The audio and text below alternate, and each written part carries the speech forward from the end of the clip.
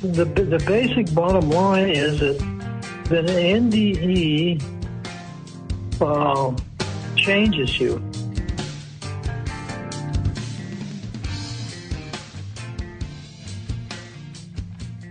Okay, guys, welcome back to the Grimerica Show. We are going to be chatting with Dan Davidson a little bit later. That's a great one. We get into all sorts of fun stuff. Yeah, that was another one from our buddy Clint. So you guys know Clint's suggestions usually tend to be pretty good. This one's no exception. And yeah, we'll probably talk about all sorts of fun stuff in the intro too, with our everybody's favorite co-host, Graham. I'm a calf man Dunlop. How's it going, buddy? Hey, good. How you doing? Not too bad. Yeah, I'm feeling pretty good after our little podcasting weekend in the cabin in the woods. Yeah, it was a bit much of the traveling. Really good for being in the car for a while. Yeah, it was like 20 hours of driving probably for me. Seemed like a lot, eh? Yeah, like 10 hours each way it seemed like it took. Yeah, with all the stops and stuff. Yeah. It's faster when it's just me and you. Shoo, shoo. Yeah. Yeah, it was fun though. And weather and everything else. Just, bad luck. Yeah, chatting with a bunch of guys about crazy stuff. Oh, the cabin was amazing. Of course, big thanks to Cyrus for that. Cabin was awesome. Yeah. And we did record a Grimerica episode there as well, but it's a bit of a shit show. So we have an idea just to, because it really is not for like new listeners. Like we don't want that because people just won't get it if they just stumble across the show. And that's the first one they listen to. It's pretty off the wall. Yeah, people were partaking in alcohol and other fun stuff. So. Yeah, it was a bit of a shit show. So anyways, what we're thinking of doing is we're going to send it out via newsletter. So people have listened to the show, and we have a few hundred people signed up to the newsletter, and we can send that out to them. And if people want to listen to it, because there's some really good parts in it. You know, it's just... That's about 2 hours long? Yeah. So it's a 2-hour app. There's a lot of good laughs. There's some good parts in it. I mean, I recommend stuff, it. Yeah, if you like the intros, you're gonna like it for sure. Yeah. If you listen to the intros, you'll probably like the episode. It's like a 2-hour intro with 7 people. Yeah, a bit of a gong show at times. There's a lot of laughs, some cries. Anyway, so yeah, basically you go to grimerica.ca/news, sign up for the newsletter, and as soon as you do that, you're gonna get an email that has the link in it. And if you already signed up for the newsletter, you've probably already got the link.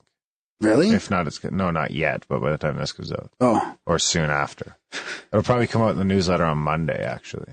I think. So, and the newsletter is only a weekly thing, and we're not, there's nothing being sold on there or anything like that. It's just an update on, what would it be, like our past episodes and maybe some upcoming stuff. There's little tidbits in there. Yeah. You know, and there's there's just a little thing that also to us, it gives us a way to, if we do have something, we've got instant, we can email you guys. Yeah. So you sign up for newsletter, we're doing this last minute. Oh, fuck, it happens all the time. Yeah. That we're someplace and we can fire out a bat signal or something like that. Right. So I'm going to play a couple of tidbits from the cabin episode. I've got it here, so I'll just randomly start in a couple spots. I'll play a couple minutes here and there.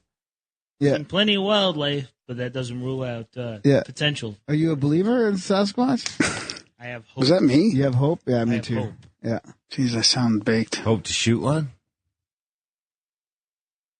Let's just say I'm not going to complain, but at the same time, I'm not going to shoot myself.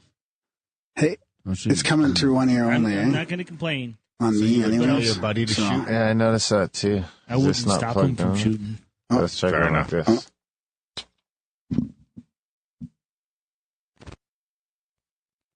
This is what we do here, just Mickey Mouse on the fly. I'll leave it at that because I feel like if I press it, that's better. Yeah, that's better. What'd you do? Stupid fucking adapters on there. All fucked. Cords and adapters always going down here. Like, can't they make anything good quality anymore? You've got basically zero chance of getting into these developments. They cloned us through every step of the process. There's a lot of Darren giggling. Different they are from store to store. That's kind of heading. Anybody else do that? I closed it. I'm sorry. The government has to get those people out of the military. Okay. All right. That's enough. They're not all keeping a big fucking pedophilia secret. It's some fucking tinfoil hat. It's a house of dominoes. Okay. Coincidence. So that's probably where it gets. Especially when you're in the opposite direction. So that was pretty weird. So then, like a year and a half later, I ended up paying. I had to pay like Fiverr's organ. What kind of organ was this? I had to pay $10 or $15 for Buddy to fucking The sing skin it. flute. And he made an instrumental out of the original soundtrack. That's cool. And then I had to get, I love Micro Machines. they were even smaller. And then Okay, that's enough. That's enough. Well, no joke. There's really benefit too. The one that I got, it was 1 for 20 or 2 for 30. Fucking That would be cool, right?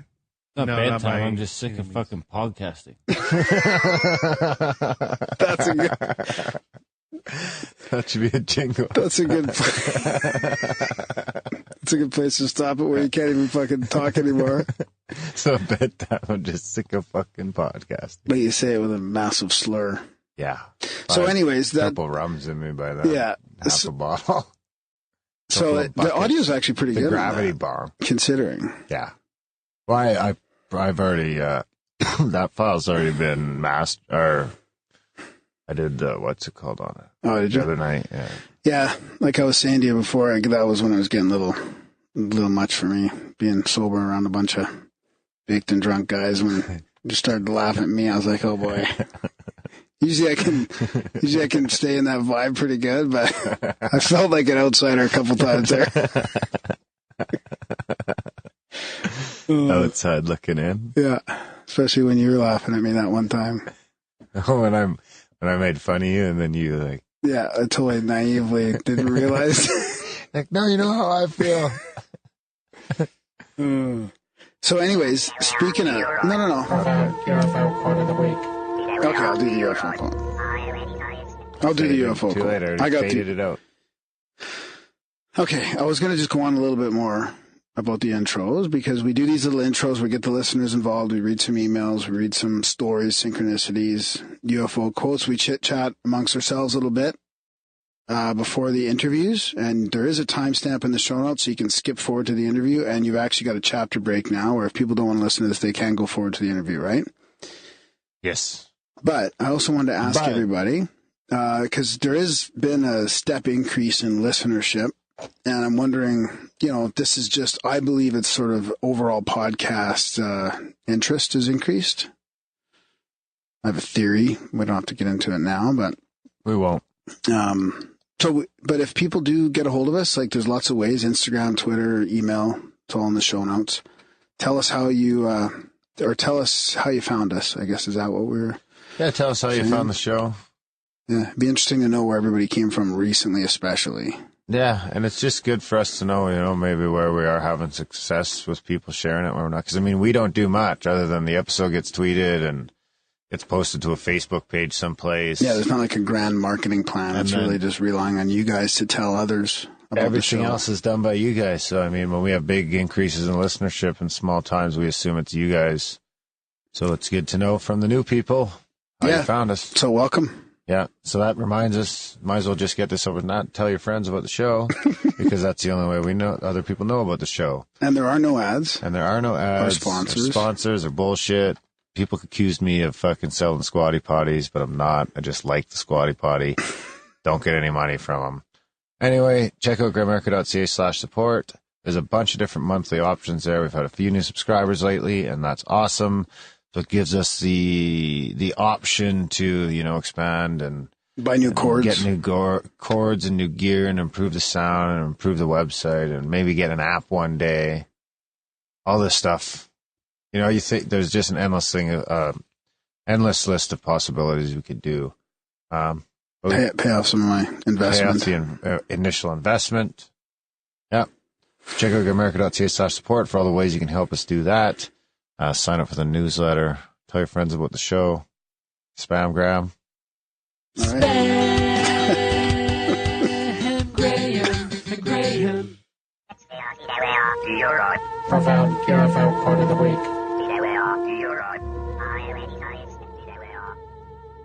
All right, now that we got that out of the way, this is the profound UFO quote of the week. They like this one, Darren. It's from the CIA dump of documents. So this is from CIA.gov.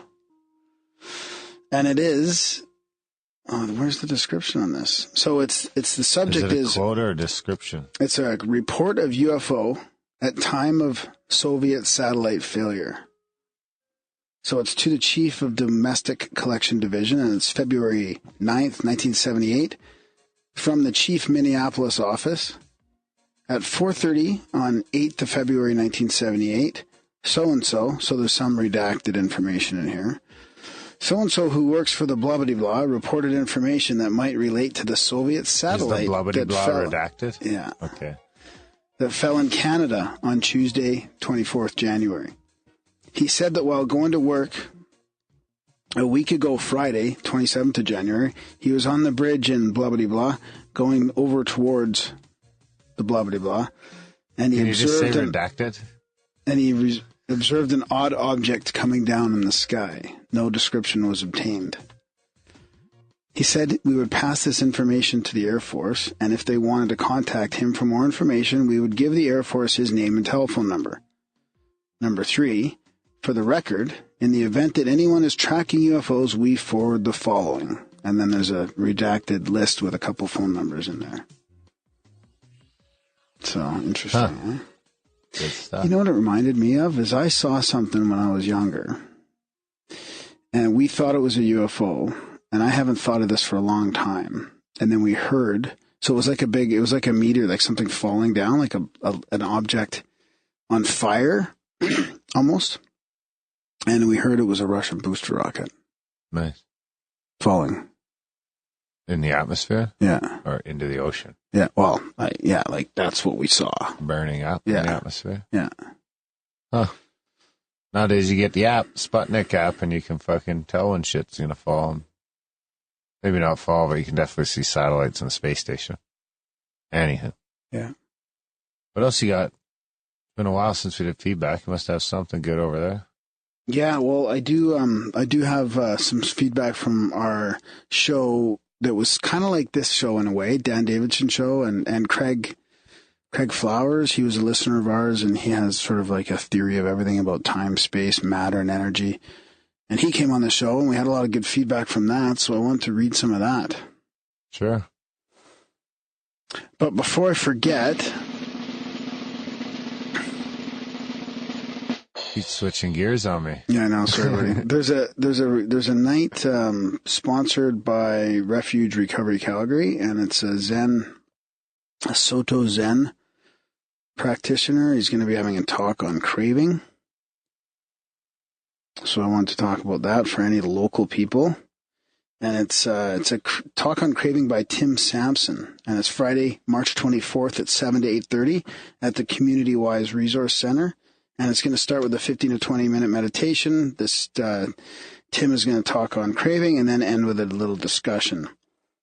So suggested donation is like $15 to $25, but nobody will be turned away for lack of funds.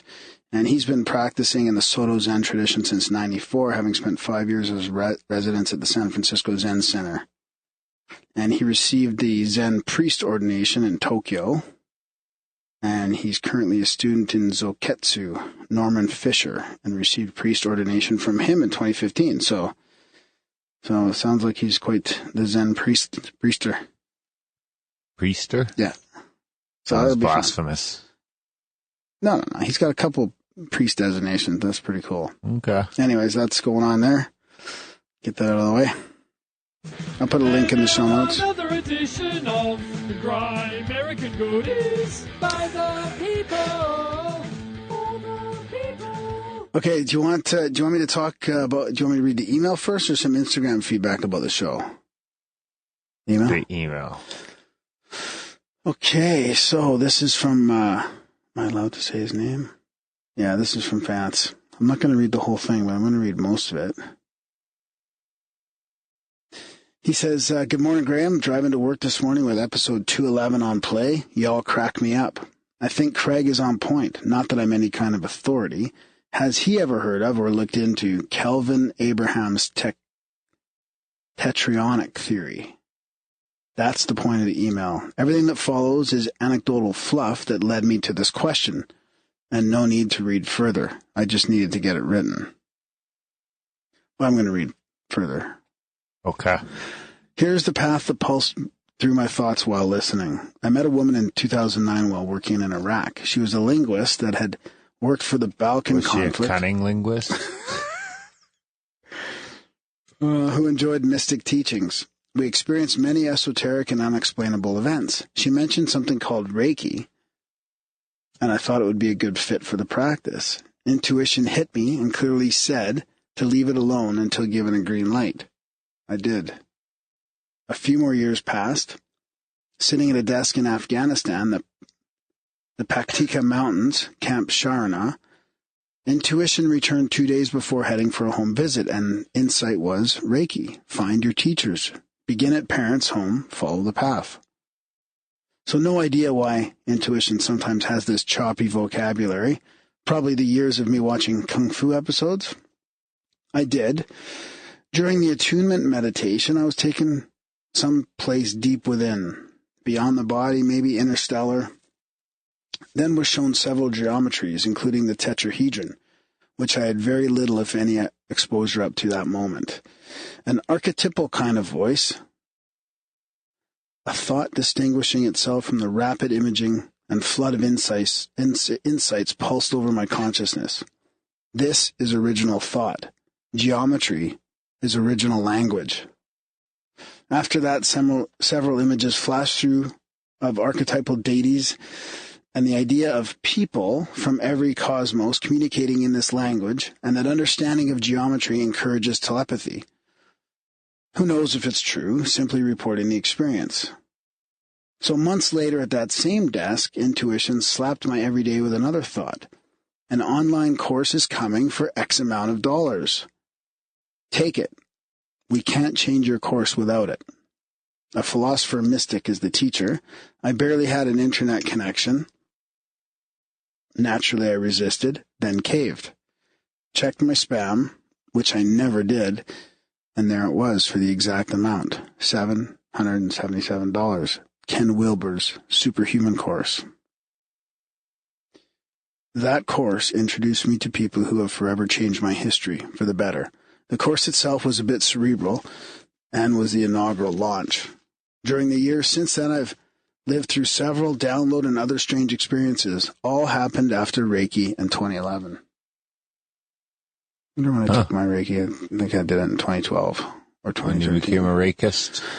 So that could be a T-shirt. Yeah, could be. Reikist. Wasn't that the guy you're going to have on, Ken Wilber? I think that does ring a bell, you were close to grabbing him. Yeah, you should can't get remember him. what happened there. So, and then he says, sudden and random insights in fields I'd otherwise never look at, like water has a fourth phase. Geez, we want to talk about that as well. DNA has an energetic third strand. Time moves in all directions, more flow and bubble, less linear. The 13th tribe of Jews. People are light beings. Our reality. Easy mouth noises. Our reality is a product of light and sound. A plasma healing device using tubes and frequencies, a healing center in lush green hills with a pyramidal prefab structure. A nuclear warhead was moved on the East Coast. A couple of weeks later, the news hit. And I've witnessed that focused intention for rain over a specific area from a small group of curious minds coincide with a freak weather cell moving counter to normal airstreams and deliver that rain within a few minutes of our estimated first rainfall. There you have it.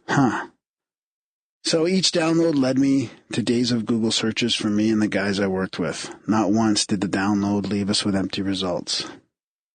So he goes on, and it's a pretty cool email. He goes on and on. I'm not going to read the whole thing, but at the end he does say, if you've read this far, that commitment is why your show keeps growing. And now I need to go review your show and sign my contacts list up to your newsletter. Well, they're all going to get the extra special app then. Yeah. They'll enjoy it. There's a bunch of new listeners that won't come back. That's okay. They would have got there eventually. So yeah, a lot of good feedback from Craig's. Oh yeah. Thanks, Craig. Bingo, social media jingle. Don't forget to rate, comment, and or subscribe to the Grimerica News. Just when I was trying to hold it down. So I'll go to the YouTubes first. No, are you going? I'll go first. Okay, you go first. Go second. Okay. So we've got, I'll go to the YouTubes. We got, From Samuel F. I fucking love paper books. The smell, the texture, and the occasional pics. From Dean K. Great show, guys. I originally found your show through my interest in Randall the Teacher Carlson. You are like the Cheech and Chong of radio. Going to be my place to come every time I'm on a chill and want to have my mind blown. Keep up the cool subject matter. What do we got here? This is on the 212, which was David, Charles Plate. This was an awesome interview. Great job. Going to have to listen again. Hearing about David's sister-in-law's Hollywood experiences was crazy. I'm pretty skeptical when it comes to occultism within the entertainment biz, as I generally think of these douchebags as wannabe zero-crid sorcerers, casting spells and circle-jerking at parties all over each other's bloated egos. Still makes you wonder the intent. This sucks you in. I'm still not getting the concept of the music loops over the film quadrants. Need to watch it again and try to figure out what they're trying to accomplish. You guys really hit it from Coop W. You guys really hit it out of the park again. Really look forward to more. You're freaking addictive. Peace and be safe out there. And then Joni, buddy Joni, that's one of his James doesn't agree with. What the pet? What was it? The pet implants. Where'd it go? Oh, podcasting from a cabin in the woods. How cool is that with Double D Dunlop, right? Love tripping with you guys. Awesome show.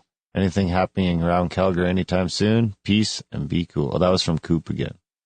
Yeah, you must be a Calgary local. Yeah. All right, you can take it from here. Right on. So this is about our episode with Craig again, and this is from Instagram, Fires in the Sky. He says, holy moly, you guys, you're killing it with your guests lately. As soon as I saw the graphic from the teaser, I knew this one was going to be good. Funny enough, because of the graphic, I thought of Harriman's work before even listening to the podcast. It was the first info I got when I woke up. Being trained as an architect, I knew immediately this guy was onto something. And it seemed like I started my journey with the answer, and I've been working backwards ever since trying to understand the question. The answer really is 42. How many years old you have to be to learn the question to the life, universe, and everything? And yes, I'm really 42 this year. Our construct is definitely about the balance of opposites, functionality and beauty, engineering and art, which manifests as a language of geometry, proportions, and symmetry. Numbers, math, are just a reflection, description, language of the universal structure. And your guest, Craig, added the next layer to the lesson, and I'm guessing that's time. Harriman could learn a thing or two from this guy. I've never had a download like him, but I've been slowly deprogramming from my public education over the years and relearning with synchros, always leading me to the next batch of info to assimilate. I actually had a pretty involved synchro from the week after Christmas that I keep meaning to send you guys. I'm still processing it somewhat as little bits keep popping up here and there, so I keep putting it off. But I'll get to you eventually. Anywho, this episode rocked. If your guests get any better, the universe might blink out of existence. Going to download his paper and start wading through tonight. And then 77 Metal Daddy-O. He says, awesome show. This was definitely one of my favorites. Also, right after I heard you guys talking about the 3 circles, I saw that same tattoo on the wrist of the gal that was making my latte. Nice. Yeah. Social medias are always fun. Yeah. Yeah, thanks. You got any synchros or anything? Yeah, I got a couple if we have time. I mean, there's a couple of small ones here. Did we already do the spiel? We already did the spiel, right? Yeah. That's done. We got time. This is a Shakespeare one. Oh, okay. This one fits with the last one that we just read, so that's kind of. Synchronicity. It's time for another installment of the. All right, this is from Anonymous. Love the show. Hey, Graham. I have a question about the Shakespeare episode.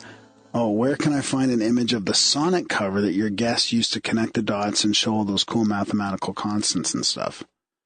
I checked the links but could not find this. Also, how about an update on your guest's attempt to get information about the mathematics of the Great Pyramid? So have you heard about that? Have you heard from him on that? No. Because didn't we hear from him when he was there? And didn't he say it went well and he got... Who? Alan Green? Yeah. Since he was on the show, I haven't heard from him again. I thought you did. No.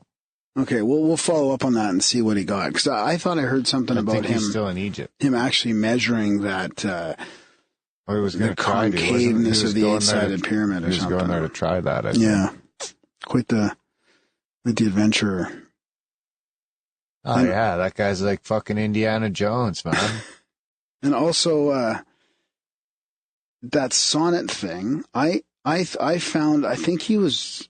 No, we found pictures of it, but I couldn't find a marked up picture that shows you all the shit that he sees in there. I think we mentioned in the interview that where it was or where it wasn't or what the fuck, but I haven't seen that picture either myself. So if you see it, send it to us. I think I have it actually. So I'm going to put that in the show notes, and I'm just trying to find it right here. Oh, here it is. I don't think that you do. What do you mean? How's that? I have the picture. You do? Of the marked up sonnet cover that shows all the different triangles? Yeah.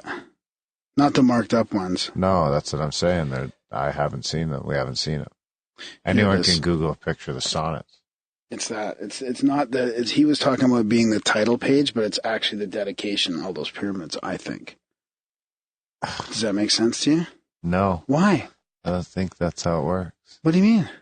So we don't know. We can't help you.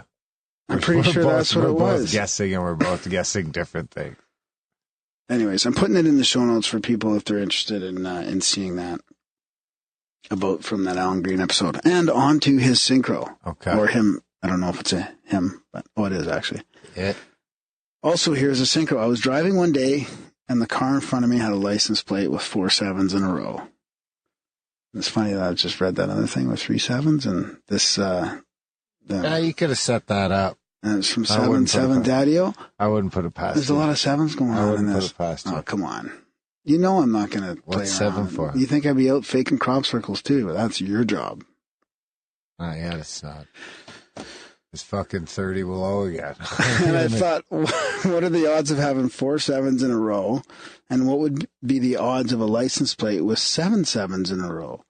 At that moment, a car with 3 7s in a row came in the opposite direction. And for a split second, 7 7s were visible in my field of view. After I started thinking about who has the phone number with 7 7s, I considered Googling it, but I did not take the time. Then a few days later, I was driving on the freeway and a taxi passed me with his phone number displayed on the car. Yep, 7 7s. I have not seen this taxi company before or since.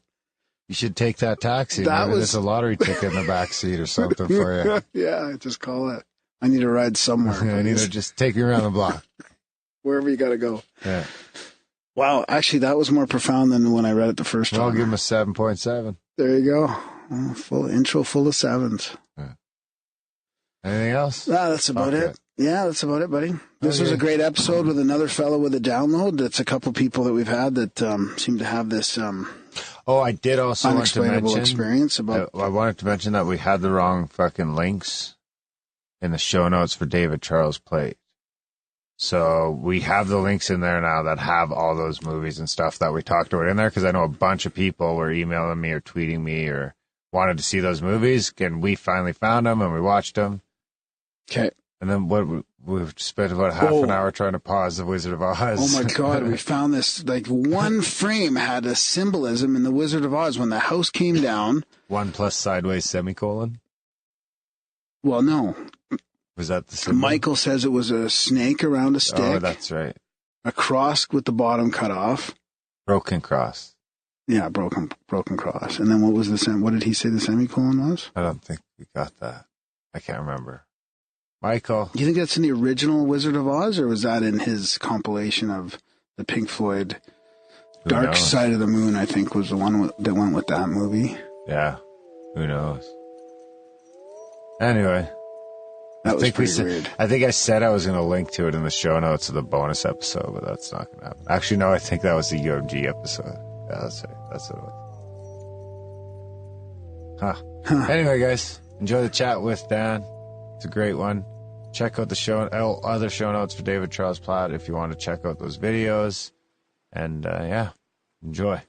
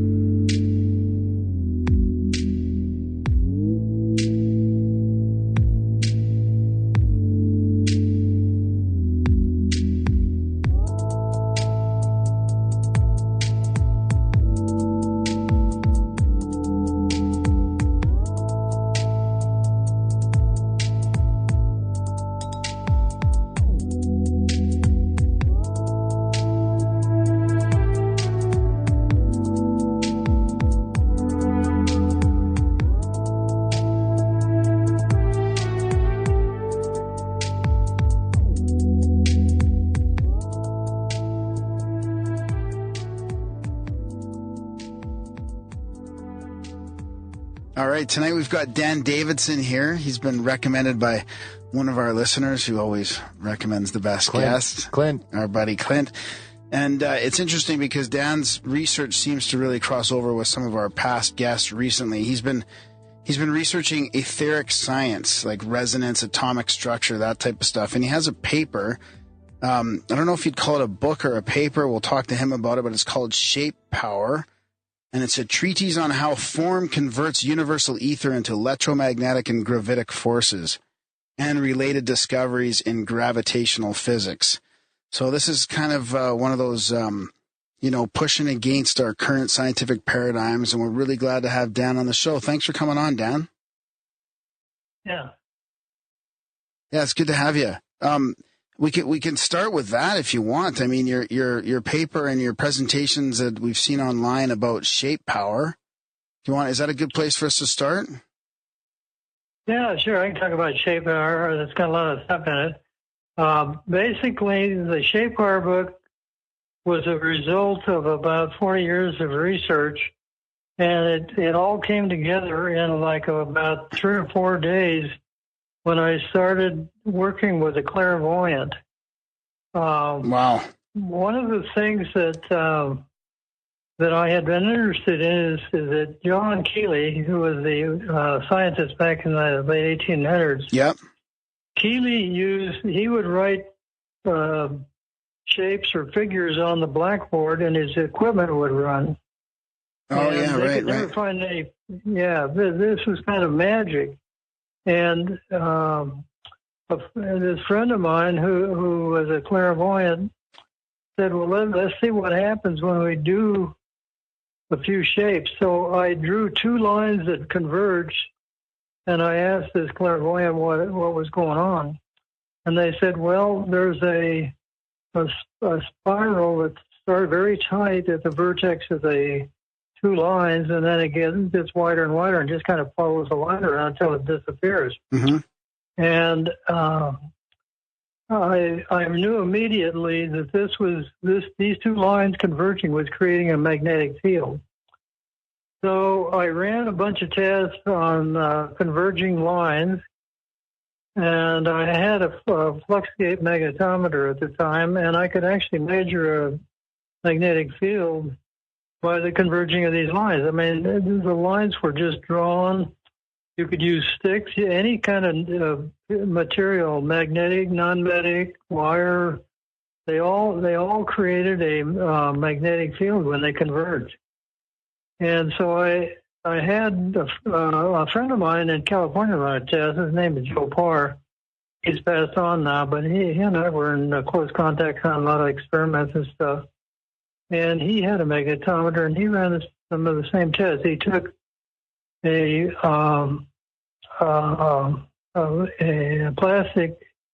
plastic ball and drove some wooden chopsticks into the ball so they all converge at the same point. and he could measure magnetic field that way also. So we basically verified this in the lab and also with the clairvoyant. So then I started working with the clairvoyant. We tried a bunch of different shapes and came up with a lot of stuff. It's all shown in the Shape Power book. It's more than a treatise. It's actually, I don't know, 15, 20 chapters maybe. Yeah. But we came up with various shapes. For example, if you take a pyramid shape, they talk about pyramid energy. Yep. There's some kind of energy created by the pyramid. Well, that was one of the things that put this whole thing in perspective. Is that if you see the pyramid books back then, written by Flanagan and some other guys, was that the pyramid energy would appear with just the edges of the pyramid. You didn't have to have a solid pyramid or a filled-in pyramid or a covered pyramid. All you need is the lines, the 4 lines of creating the pyramid and the 4 lines creating the base. So, based on my converging line experiments, I had a bunch of pyramids, different kinds, and I ran tests on the pyramids, and there is a magnetic field getting created at the intersection of the lines of the 5 corners, the top and the 4 bottom lines. So that verified the pyramid energy, and it also explained why there was a concentration of this etheric energy or this strange energy. Nobody knew what to call it. I'd call it etheric energy at the 1/3 light level. Now, if you take and analyze this thing from a mathematical point of view, the convergence of all the lines is at the 1/3 level, 1/3 height. Just a geometric fact. And so what was happening is that these 5 corners are focusing the ether into this one spot. And when I published the book, a lot of interesting things happened. I received a book written in Chinese. Well, it's actually Korean, but Chinese offshoot. And it had pictures in this thing. And I finally got a hold of the scientist that wrote this book. He had sent it to me. And through our communications, he was able to tell me that they had built a double pyramid, pyramids facing each other. And they had put a gold coin at the 1/3 light level on the top level, and then at the bottom they had a little, like a platform. And they were actually able to create another gold coin absolutely identical to the one on the top pyramid. Now, I've never been able to run this experiment or test it out, but it sure has all kinds of wild potential. Yeah. Because it fits in with a whole bunch of other stuff that I've since discovered. And I basically you can call it shape power or patterns physics. I like the word pattern physics because they're all patterns. Yeah. Because it also works with cylinders and cones and stuff like that, right? It's not just lines. Right. You can take a cylinder and well, let's take a circle as the like the start of a cylinder, and the focus of all of the side of the circle is the center of the circle. So there is a etheric force field that gets created at the center of the circle. Now, if you extend this to 3 dimensions, you got a cylinder, and there's like a pillar of etheric energy that's more intense at the center of the cylinder. And it's based. If you ever study geometry, a circle is basically an infinite number of converging lines. So this fits into the converging line theory again. So when you say that the etheric energy is more powerful in these spots, does that also imply a difference in gravity or something going on with gravity as well? Or is that just electromagnetism? Or is it electro as well, or just magnetism? No, what it is, it's a concentration of etheric energy. If you think about space, even though we normally don't sense the energy in space, if you do the proper type of experiments, you can prove that there is an energy in space. Mm-hmm. And you can go through all the math and everything. Our current science is to poo-poo this whole thing. Yeah, they would call it dark energy, probably, right? Yeah, well, they call it dark energy. They call it all kinds of crap. and they got the string theory and the various types of theories on this whole thing. Planck theory. QED and, quantum electrodynamics and quantum mechanics. And, of course, there's Einstein's gravitational theories. These all got holes in them. And the holes can only be filled in if you start treating space with an energy. That energy, what I call the ether. You can call it anything you want, dark energy, puke energy, or whatever you want. But there is an energy in space, and that energy can be concentrated. So what the cylinder or like a cube or something is doing is concentrating the ether. It's making more intense. It's like a battery's an intense focus of electrical energy because of the chemical action of the battery. But the ether is like a concentration of this. And you can do this just by... Pardon? You can accomplish this just by putting like the physical structure of a cylinder in space? Yeah. Physical cylinders, anywhere. physical cubes, Anywhere. spheres. So could you multiply that? Could you do like a cylinder within a cylinder within a cylinder and start like multiplying the energy? Yeah. Yeah, you would multiply the force. That's a way to intensify it. So what kind of energy are we talking about? The ether. Yeah, but I mean, like, what's the potential? What's the power? Like, it's pretty subtle, isn't it? Well, it's a subtle energy. People that are sensitive to the energy, some like a real, true clairvoyant, not one of these phony baloney psychics, but a true clairvoyant can see the energy and see what it does. For example, I was running a bunch of tests, gold detection. Gold is physical substance. Any kind of substance is a concentration of the ether. Only it's in a specific format. Now, the other thing that this whole thing falls out is I ran a friend of mine, Paul Stowe, and he was working with a doctor at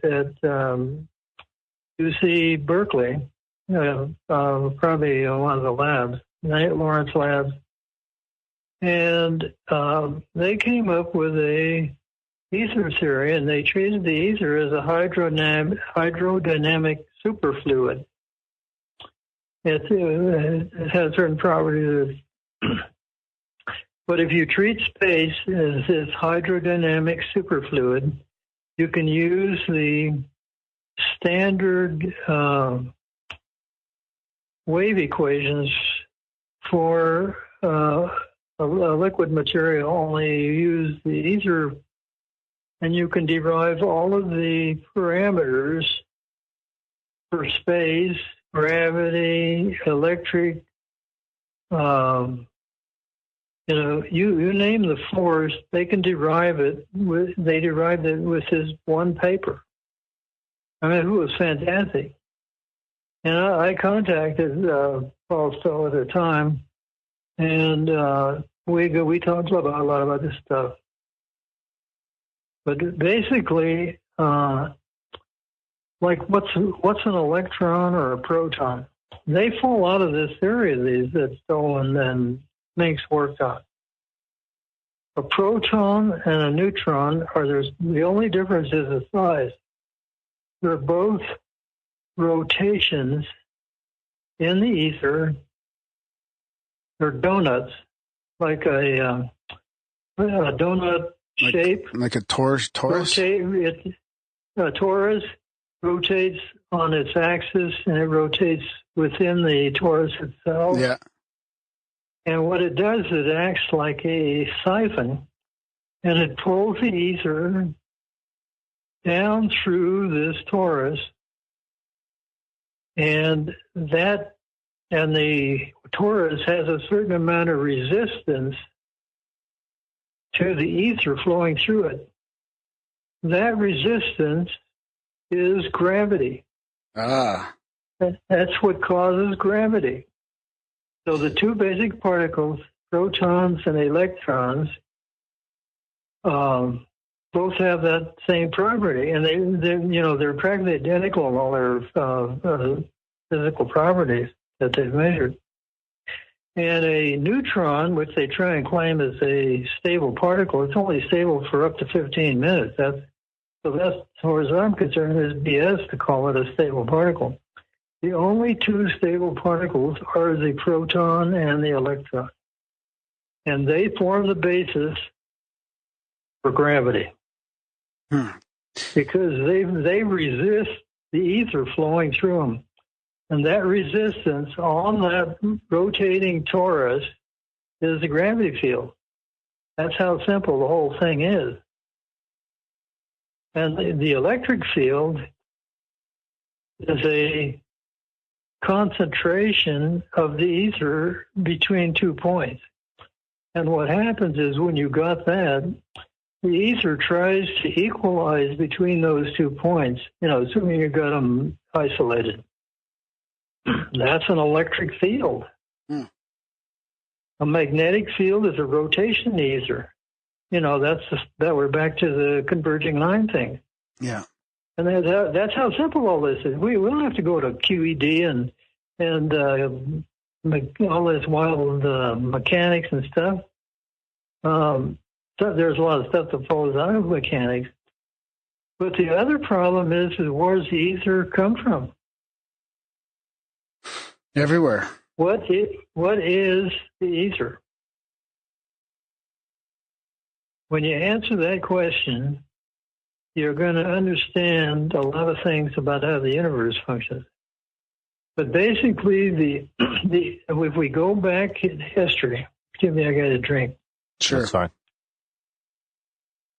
And I think I should mention, too, that this has all been scientifically tested and proven. He's got footnotes at the bottom of the paper as well, and all kinds of graphical pictures and stuff to show it. It's pretty cool. Yeah, the Shape Power book was really a breakthrough. I mean, there's guys pirating it on Amazon and stuff. I tried to get Amazon straightened out, and Amazon won't pull these guys that are breaking my copyright. Agents, they're just there to make money. So I don't do much stuff with Amazon, but the basic Shape Power book was a fantastic breakthrough. And that was really kind of the beginning where the last 40, 50 years of research, thousands of experiments that I did, all suddenly came together in like probably a few days. And I think I wrote the Shape Power book in 1 month. That's crazy. The whole thing it just fell together. Now, when something like that happens, you know you're getting guidance and everything. I would get whole chapters in my head and just sit down and write them out. Well, we just talked about that with another guest who has a really interesting theory about time, space, energy, and matter.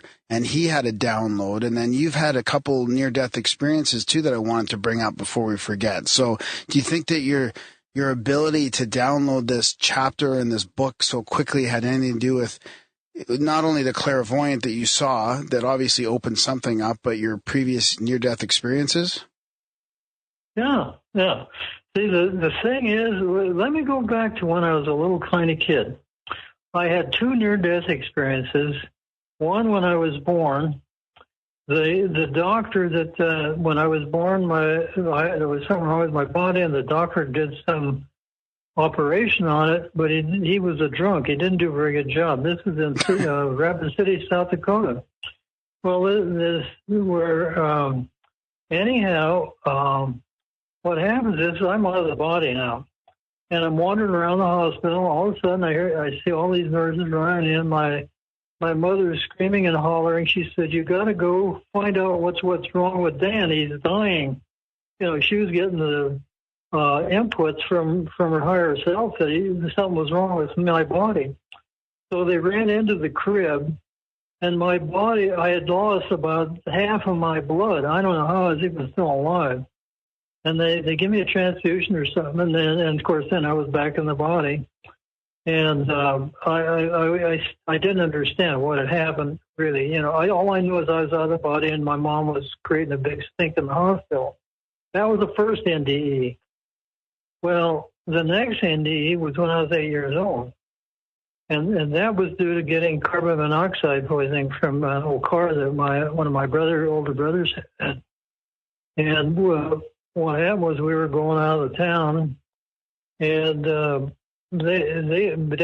my dad and my brother Roy got sick, and they pulled over. I was in the back seat of this old Oldsmobile limousine that had floorboards leaking.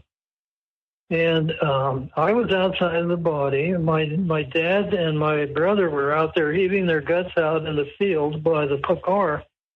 And they finally realized that I was still in the car. So they ran out, and I watched them pull my body out of the car.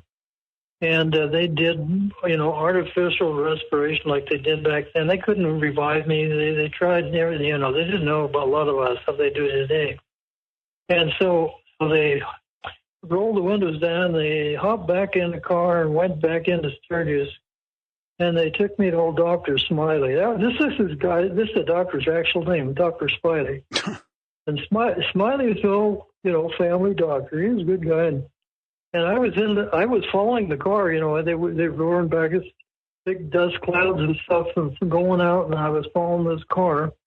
And they got to Dr. Smiley's office, and they hauled me in there. And Smiley tried several things. He couldn't revive me, and I was standing over on the side watching Smiley and Dad and my brother Roy, and they were all fretting about it and trying to figure out how to revive me. Then I watched this doctor. He got this big hypodermic needle. It must have been about a foot long, probably more like 3-4 inches. But it's a little tiny kid. And I was laying on this gurney, and the doctor had put something in this hypodermic, and he jammed the needle down into my chest, probably right into the heart, and probably gave me an adrenaline shot. And the next thing I knew, I'm in my body, and I'm heaving my guts out and stuff like that. Well, it turns out, if you've ever done a lot of research on NDEs, which I have since I've had them, there was a book written about what are the long-term effects of someone who had an NDE or several of them when they were very young. And this psychologist found out that he interviewed, I think, hundreds of people, and that had NDEs when they were young, and they all had certain characteristics depending on the intensity of the NDE. So the basic bottom line is that an NDE changes you. Like my NDEs when you're young burns out a lot of the crappy patterns you pick up when you come through the birth channel. The way we were originally designed was your parents were these pristine, extremely high-level people tuned into the universe, had all their powers and things like that. So when they had a child, the child came through all of these wonderful patterns and picked them up. That was the way it was designed. Well, nowadays, some poor kids born in the ghetto with a druggy mother and a crazy father, And they pick up all these horrible patterns that these people had. So it's really a problem for them to ever evolve to a higher level of consciousness. Well, what the NDE does is it breaks the cycle. It breaks the cycle of what happens when you come through that birth channel. It gets rid of a lot of those crappy patterns. All of this junk that you picked up from your parents gets burned out. Because, and if you've ever been around people, I mean, my parents, my friends all thought I was just some weird guy. They called me creepy in school when I was in grade school because I was so different.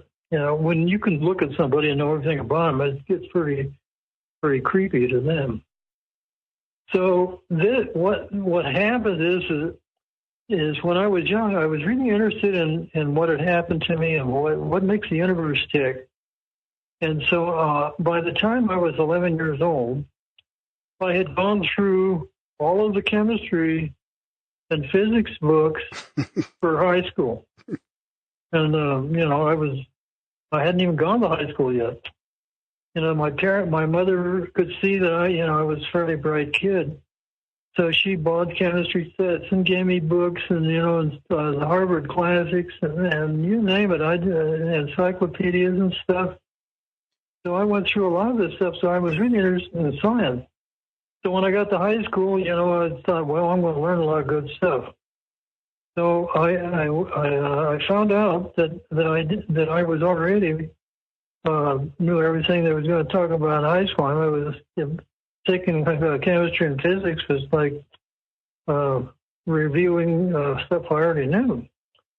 And I thought, well, that's high school. In grade school, high school, you're not going to learn much because they think you're some dumb kid. And so they're pumping this stuff to you, spoon feeding it to you, and boring the hell out of you.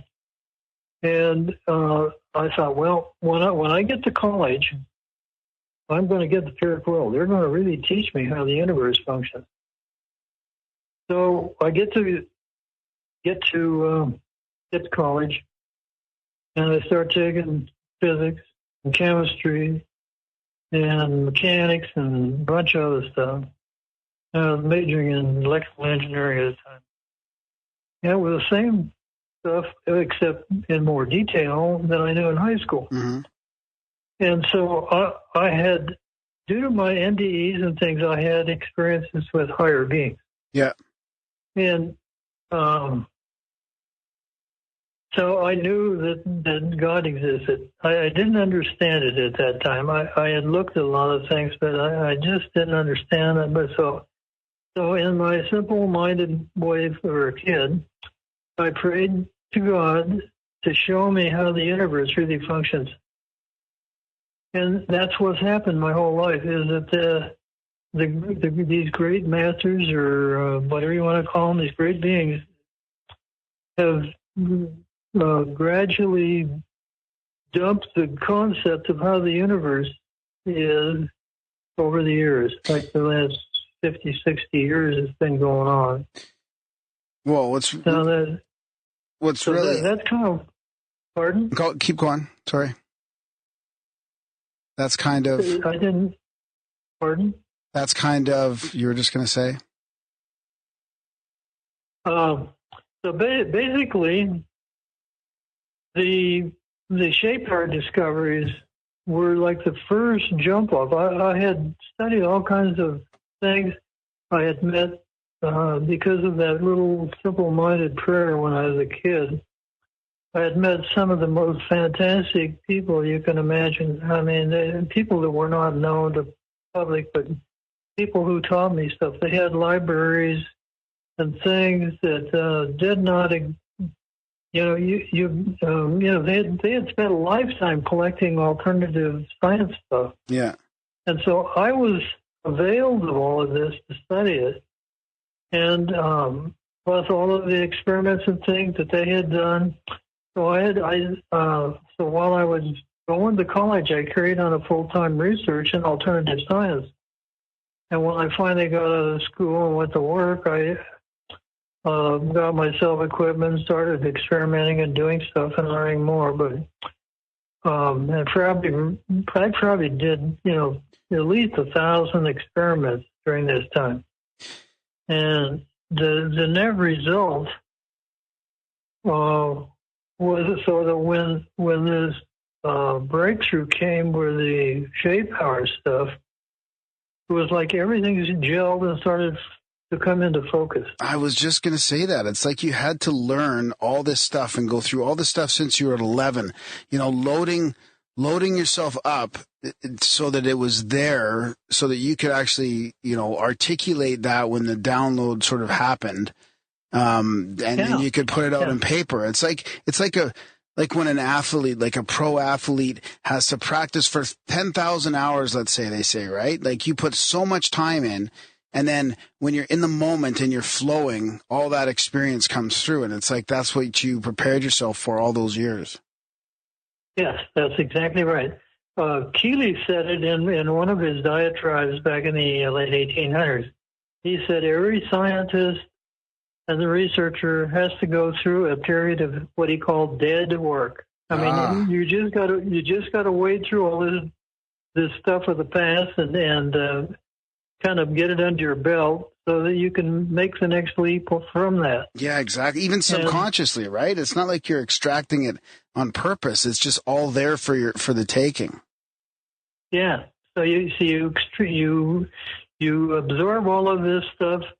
And then these great beings, I call them ascended masters, they start giving you the real pure quill about how it all fits together. Wow. And so the first thing that happened was this shape power book. Well, then the next thing that happened was this, I get visions, some stuff. I'll be waking up in the morning and I'm not really on the body, and they'll show me stuff because you'll pick it up and remember it. And they show what had happened is I had been going up to Tucson, and we'd go up there shopping, and we'd go to the temple up there, and I'd go visit Joe Blankenship. He was into alternative science too, and he really liked all the shape art that we used to talk about it for hours. And he was into gemology. He was a real big collector of gems and jewels and crystals and stuff. Yeah, especially crystals. And he was always giving me these nice crystals, and then he says, "I know you'll find something to do with these." And I hadn't had a clue then. So one of the Saturdays we were coming back home, and I was sitting there in the passenger side. My wife was driving, and I was holding these crystals. And I said, "What am I supposed to do with these crystals? What am I supposed to learn from?" That's all I did. I mean, this was no big grinding away and trying to get some guidance. I just said, what's the deal with these crystals? Well, the next morning, as I'm waking up, I get this vision flashed in my brain, an absolute, complete device with the crystal, coils, a microcomputer, battery, the whole 9 yards. It was all flashed in my brain. And then, of course, I woke up and I jotted down some notes on the thing. You got to write stuff down so you don't forget what happens all the time. Yeah. And I told my wife about it, and she said, "Well, my knees have really been bothering me. Especially this one knee's been hurting me." She said, "Why don't you make this thing?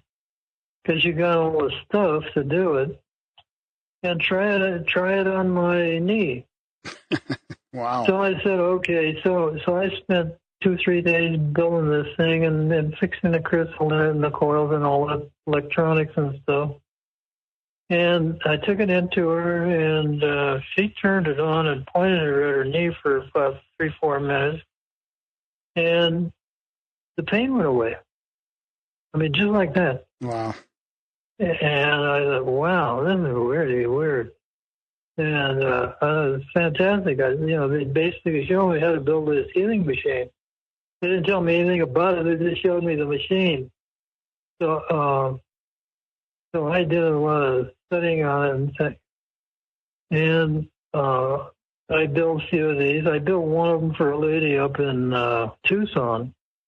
She was into alternative healing and Reiki and a couple other things.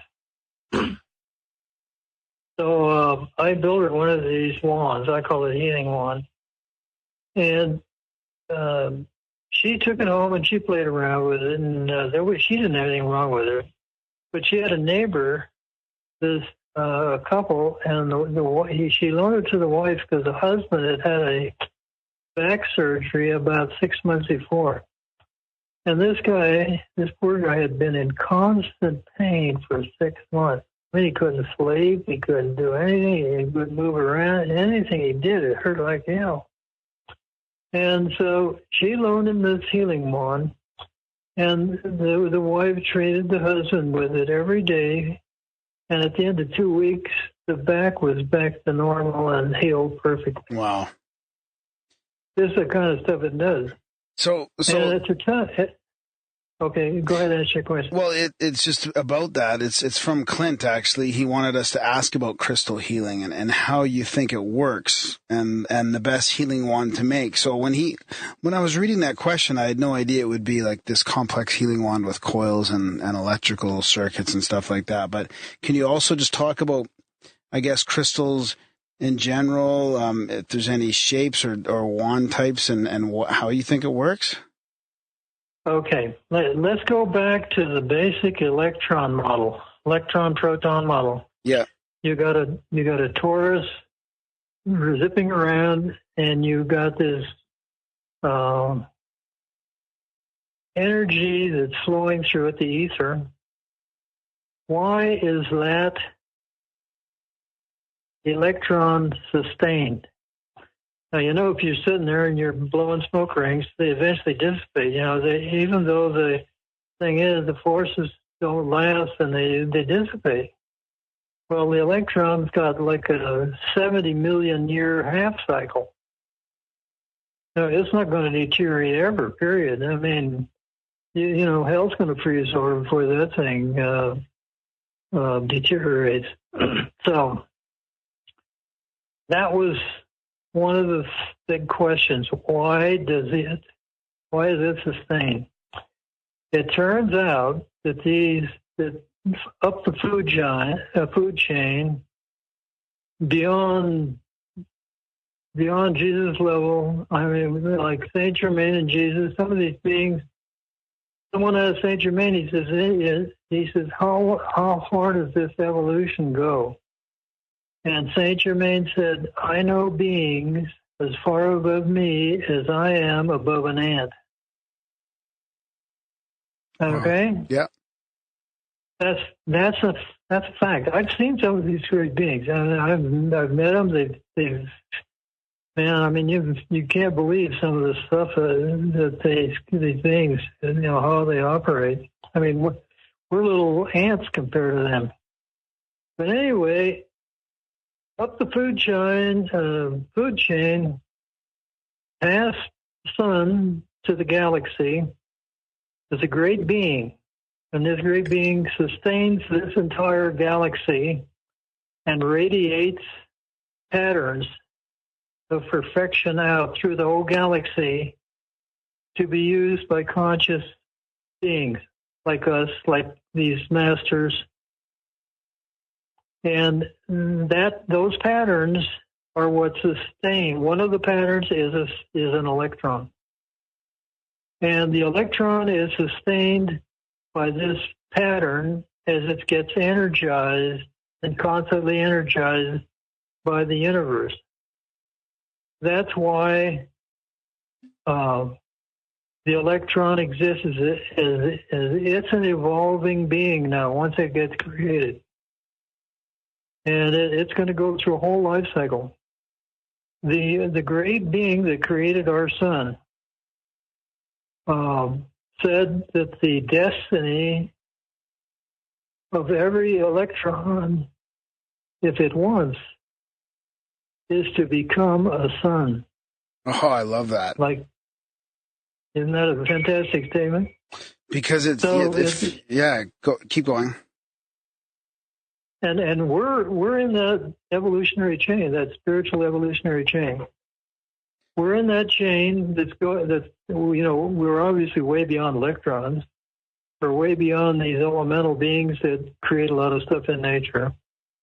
We're not ascended yet, like beloved Jesus and great masters Saint Germain and Katumi and Buddha and Moria and all some of these other great beings. I mean, there's lots of known beings out there that are really great masters that we know about.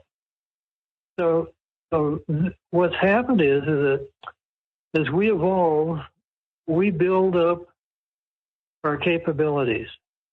That's what we're doing. And as long as these capabilities are constructive, they're sustained by the natural perfection of the universe, because these patterns are part of that flame, that those patterns that radiate out from the center of the galaxy. So those patterns that we develop are maintained by this perfection.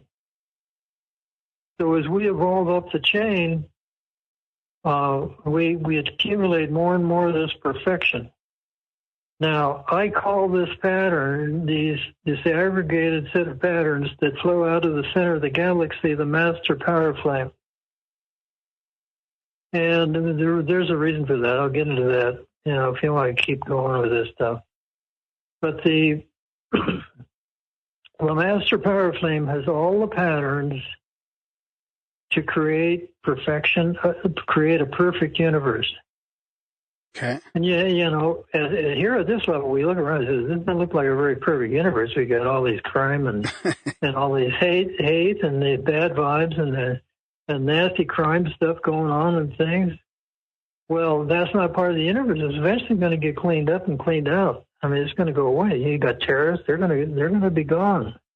There will be no terrorism, eventually. But in the meantime, we're down here learning our lessons. I've had a bunch of stinking lessons that really bug me. What the heck out of me? I've got health problems that I've overcome. I've had things like let me give you a really interesting example of karma. Yeah. Karma is actually the result of misqualified energy or bad energy that you've got that you're clinging on to or doing something wrong. Now, a few years back, we were up in Phoenix at a conference, and the break for the conference, we had to go get lunch. So we went into Sweet Tomatoes to get, kind of a salad, all kinds of different foods, and you've probably been to one of them. I think they're all over the country. And we were in line. We were picking up all this salad stuff. And we get down there to the cash register, and there's a nice, pretty girl taking our money, and there's a kid working there helping the cash girl. He's obviously a Muslim. And I thought, oh, shit, another goddamn Muslim here in the United States is going to be a terrorist. And I never thought another thought about it. And we took our food and went in there and started eating. We were in the room. And I get finished with the food, and then you can go get dessert. You can get all kinds of stuff for dessert. And so I went up and got some dessert, and I was coming back to the table to where my wife was sitting. And there was this manager of the restaurant, and he had this Muslim boy helping him, nice kid. And the manager told the Muslim kid to go get some. So the kid turned around and started walking off. And I was walking into the room, and the kid wasn't paying a lot of attention, and I obviously wasn't either. And his shoe kicked my foot. I was wearing sandals. The kick hit my big toenail and flipped it off. Oh! Talk about hurt like heck. They called the paramedics and all this hoopla, and they ended up getting toenails fixed. But I sat down and I really thought about this, and I said, you know, that was because of my bad thoughts and feelings about this nice kid that had somehow gotten to the United States and was working in a constructive job and trying to better himself. And it really taught me this lesson, not to have bad feelings about people. Yeah. Yeah, you should be blessing everybody and everything. Yeah. And of course, the few interfaces I've had with these great beings that are up the food chain is that there is no negativity. Everything is, you know, there is so much love and peace and purity and power and consciousness of perfection. There's nothing of the negative in it. So one of the lessons is that if you want to make the grade, you better get rid of your bad feelings about stuff. Yeah, that's good to know. Otherwise, the karma's going to come out and bite you. So how about how do crystals fit into that? Then are crystals sort of like the epitome of the master power flame, like the pattern of that perfection? Okay. At the core of every proton and electron is the master power flame flowing through it. So really, your body is built of all these chemicals and stuff that have protons and electrons. And you got little beings whose job it is to take the perfection that is flowing through these protons and electrons and keep your body in good shape and stuff, as long as you don't have bad feelings and disqualify the energy and make yourself get old and decrepit and eventually kick yourself off. But that's where this perfection comes from. Is the protons and electrons flowing through?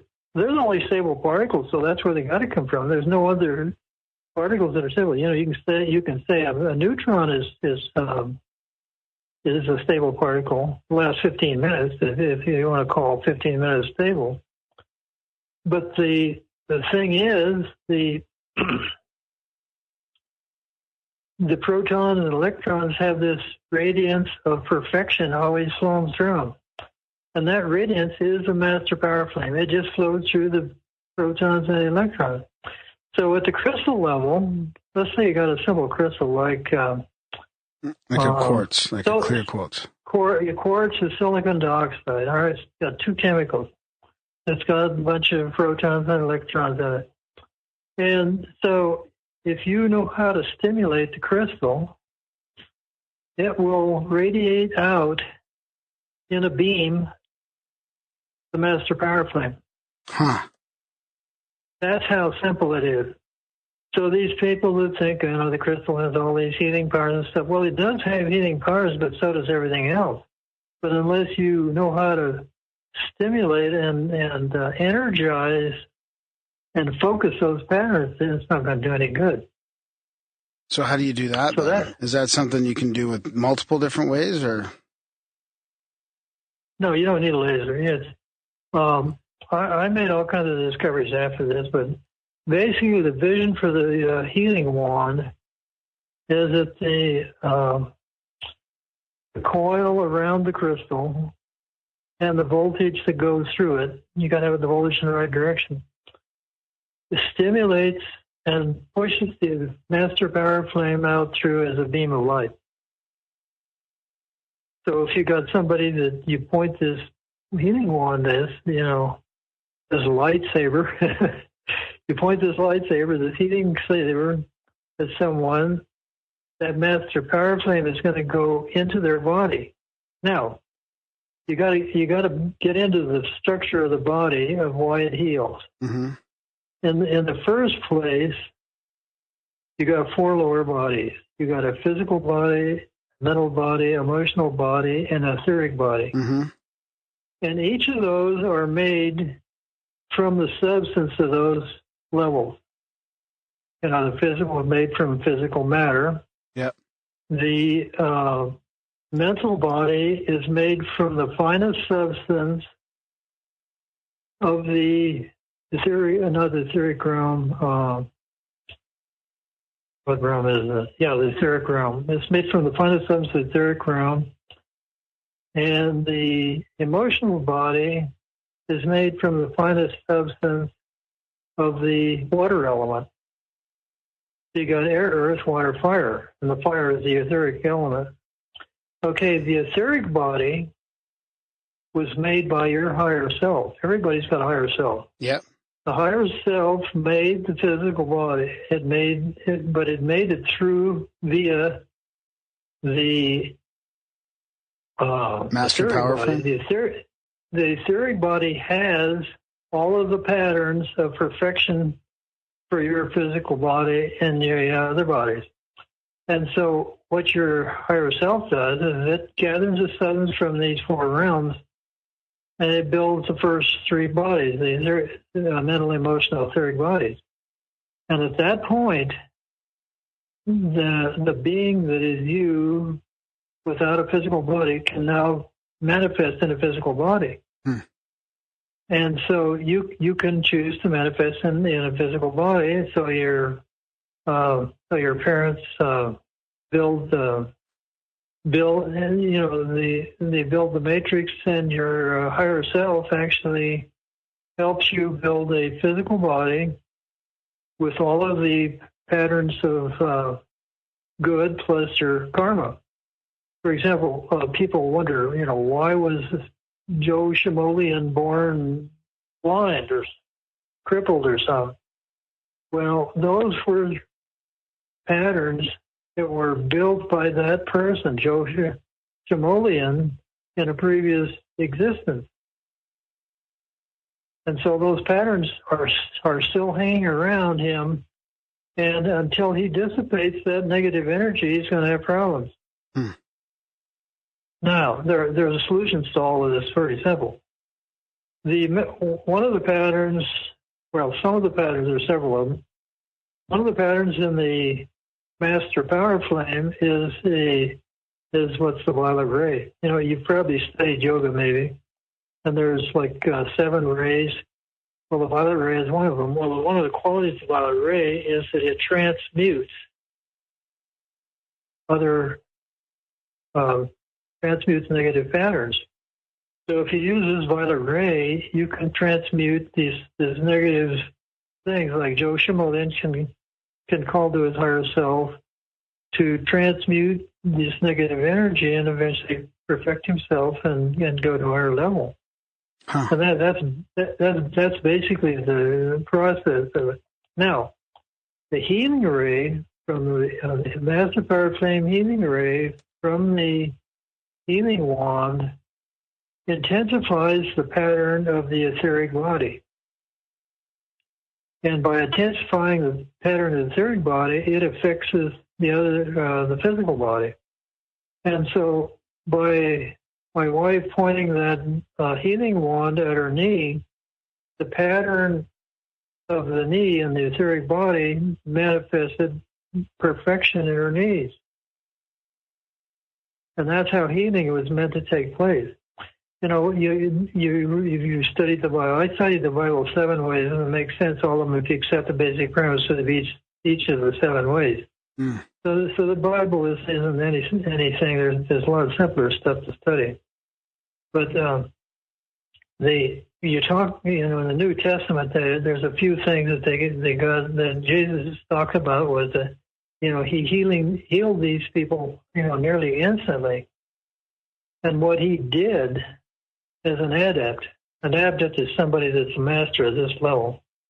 What he did was as an adept was put so much of the master power flame, the violet flame energy, into the illness that it transmuted the energy, and the perfection of the etheric body manifested healing in the physical body. That's how it all takes place. This whole thing comes simple. It all falls together. No, I like the way you describe it. It makes sense. It makes sense on an intuitive level, and it seems to make sense on a physical level too. I mean, we've talked about Reiki and all this energy healing a lot as well, and crystals. So it's nice to hear a sort of a coherent description of of how it works. Yeah, right. Like Reiki is pumping this energy into the physical body, and it's intensifying the patterns of perfection and healing the physical body. That's how Reiki works. Yeah. That's how all these work. They're all the same way. So Dan, staying on the same vein, I mean, I've got all these questions in my head. I want to ask you about some of your newer work as well. Like we started at the power, the shape power. But another thing that Clint, one of our listeners who recommended you, is asking about, and this is really interesting. I'm sure Darren has lots to say about this as well. Is at the end of your shape power book, on page 141, there's 3 sacred energy movements. So you've got a chapter there on energy movements. Do you use them, and could you has he found anything more effective? And could he go into a bit of detail? The sacred energy movements. That was another vision. That was an interesting thing too. How I got those. I was at work one day, and the person that was in charge of this project and I went to a meeting. It was a luncheon where they were saying goodbye to one of the guys, and the luncheon was kind of boring and the food was lousy. And so we came back, and I was working at the desk, and this person who was in charge of the project had their computers. They were working on them and stuff, and I had to go to the bathroom. So I got up and went down. I went to the bathroom in this facility, and as I was coming up to the bathroom, this one guy, I'm walking out, and he said, "You're the problem with this whole blankety blank stuff." And I said, "What are you talking about?" He said, "Well, you caused me to get kicked off of the computers with that project." And I said, I never kicked you out. I said, who's in charge of it? I'm not in control then. So he got mad and he knocked me down on the ground.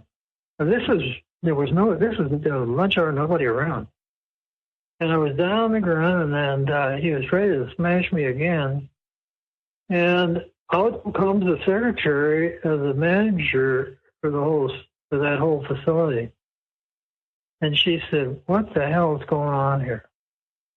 And this guy said, "Well, I just helping Dan off the floor." And I said, "Well, please note that he just knocked me down and he was getting ready to plug me again." So she runs out the door and gets the manager that was in the car to come back in and get things settled. So one of the things that I wondered, why this happened to me. I've worked in dozens of companies.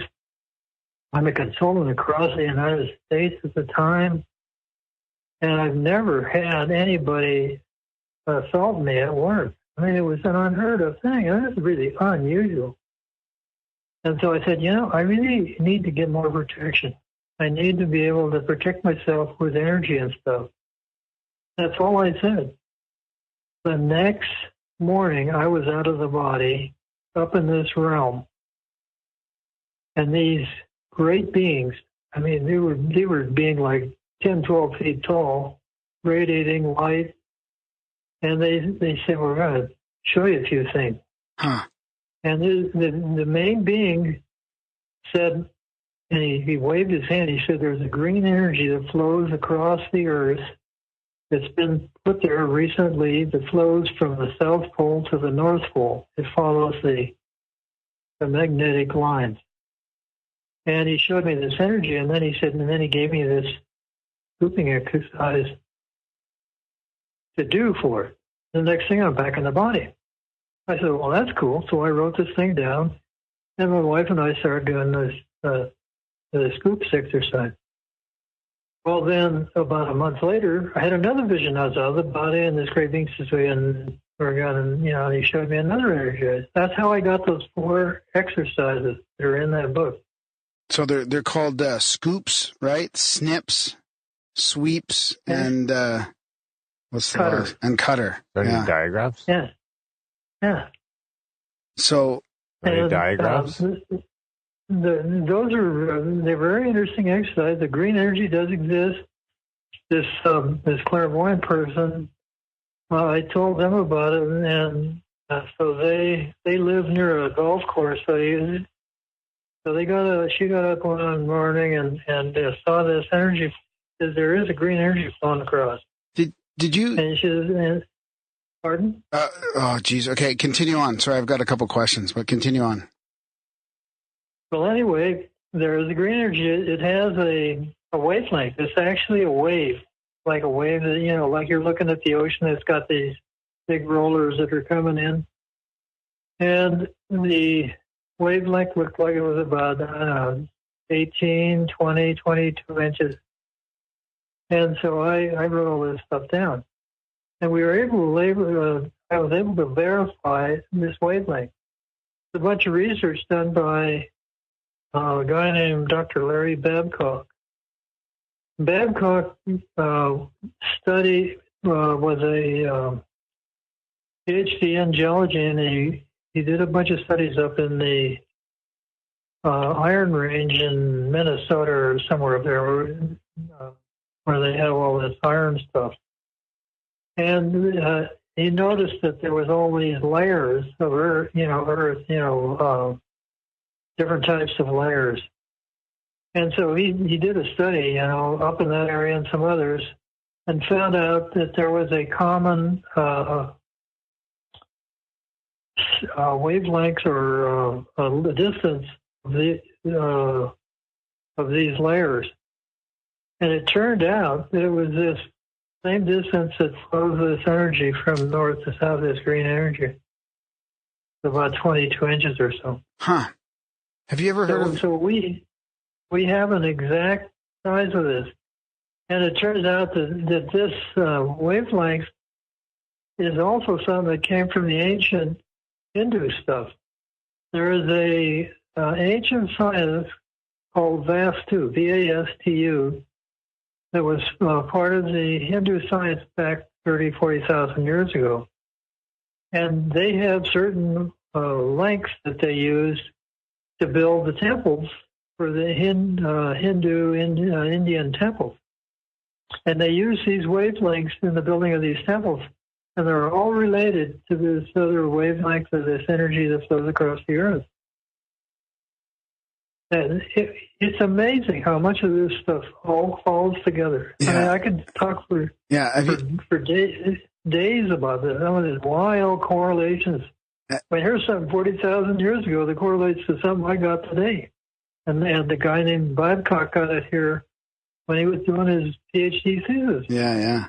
Have you heard of the green flash when the sun sets on a perfect horizon with no interference of clouds or anything? As soon as the sun sets over that horizon, there's a big green flash? Yeah, I've seen that. We were living out in the South Pacific, and a couple of times as the sunset would drop over, you'd drop over the horizon, and so we were on an island, so we'd drop down in the ocean. Yeah. And you'd see this green flash coming across the country, across the whole earth. Wow. It's amazing. It does exist. So go ahead. Well, the other thing I want to mention is, did you know that these movements that you're talking about is really interesting because it's something that just came into the mainstream culture with this TV show. And it sounds like it's based on your experience. I mean, these people are having you're able to do healing with a couple of the movements. Yeah, near-death experiences, and they come away with meeting a being. It's a person, but a being, and they come back with these movements, and they all do these movements together, and they heal, and they're basically trying to find the fifth movement to open up this dimensional doorway. I'm not quite following it. Is it some new phenomena that's happening? Well, it's a really popular TV show. Like Darren and I have both watched it. It's called OA, but it sounds like it's based on your experience. It's amazing to me, the correlation. Like stealing your info. Yeah. Hey, let me tell you something. These writers call me up and ask me questions, and then I find out 2 years later that they've written a TV show based on the goofy stuff I've been working on. No way, really? So it could be. I don't know. I don't have TV. I've got a TV, but all I've got is a DVD to play old movies or something on. So, we had the TV shut off from cable because there was so much garbage coming in. Yeah. Yeah. You would like it, though. I mean, I'm telling you, this show is based on your thing, like the NDEs, the movements, and it's quite amazing. I mean, I think you would really get a kick out of the show. But yeah, I know what you mean about the TV. Yeah. Well, if I see the show, what was the name of it again? OA. Actually, it's on Netflix, and it's just the 2 letters, OA. That's the OA. Yeah, that's the sort of the name of the person. Like when she meets this person in this other dimension through a near-death experience, she comes back with the name OA, like OA. It's really interesting. Oh. Yeah. No, I haven't seen it. I'll keep an eye out for it. OA. Well, if you don't have Netflix, you can borrow my Netflix account to watch it. Oh, maybe I shouldn't say that on the air. It's interesting that, you see, what is happening is that the Earth is moving into a higher vibration area of the universe. You know, we evolve 27,000 years around the great year, the ecliptic. Yeah. And we're coming into an area of higher vibration. These cycles were all known by the ancient yogis and the Hindus. The cycles are the yugas. Yugas. Yeah. Y-U-G-A-S. Yugas. And we've just come out of Kali Yuga, like 10, 20 years ago, and we're starting to see an uplift in consciousness and things. And it's doing 2 things. One is that these higher energies are putting a lot of pressure on people to change. And of course, we've got the groups, we got the fundamentalist groups in Christianity, and we got the fundamentalist guys in the Quran. And they're all resisting these changes because they're going to have to move to a higher level of consciousness. They're going to have to give up a lot of their fixed beliefs. Mm-hmm. The Bible isn't the Word of God. It's got so many errors in it, I can't count them all. And I don't think anybody could either. And the Quran is the same way. The Quran is actually a conglomeration of books that were a part of the Bible. You know, I studied, back there in the 60s, I studied every single religion on this planet as if I was going to live it. And I tell you, I learned a lot of stuff. But like anything, the net result was that I got shown the next level. I kept moving on up like I was being pushed up the ladder. Huh. And that's the way it happened. It was a rather interesting experience. Like I had this one friend of mine, Larry Wilson, was always dribbling out stuff about like Keeley or Tesla, or positive thinking. And so he would have some book that was kind of a summary of it, and so I would read this thing, and I would have all kinds of correlations to that with stuff else. And the next thing I know, I find another book that's already been done. Somebody's already done it out there. So I gave up this writing of books, and I just studied myself wherever I could find information. So, Dan, do you think that, speaking of the Earth going through the end of the Great Year and the Kali Yuga, do you think that has anything to do, and the change in consciousness and people waking up, or that shift you were talking about, do you think that has anything to do with the Schumann resonance going way up, or are you aware that the Schumann resonance has gone up?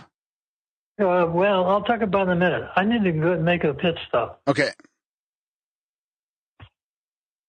Okay, Darren, I'm back. Okay, we're here. Welcome back. Okay, well, what was the last question? Well, it was about the Earth moving through the Kali Yuga and the galaxy and whether that had something to do with. And did you know that apparently the Schumann resonance has gone way up? Okay, the Schumann resonance hadn't gone up. That's a lot of BS. I did a research on this, and the Schumann resonance is due to radio waves that bounce off the, I think it's the ionosphere, as the radio wave goes around the Earth. And that's the Schumann resonance. It's like there's a cavity between the ionosphere and the Earth. And that's a fairly fixed amount. I mean, the cavity changes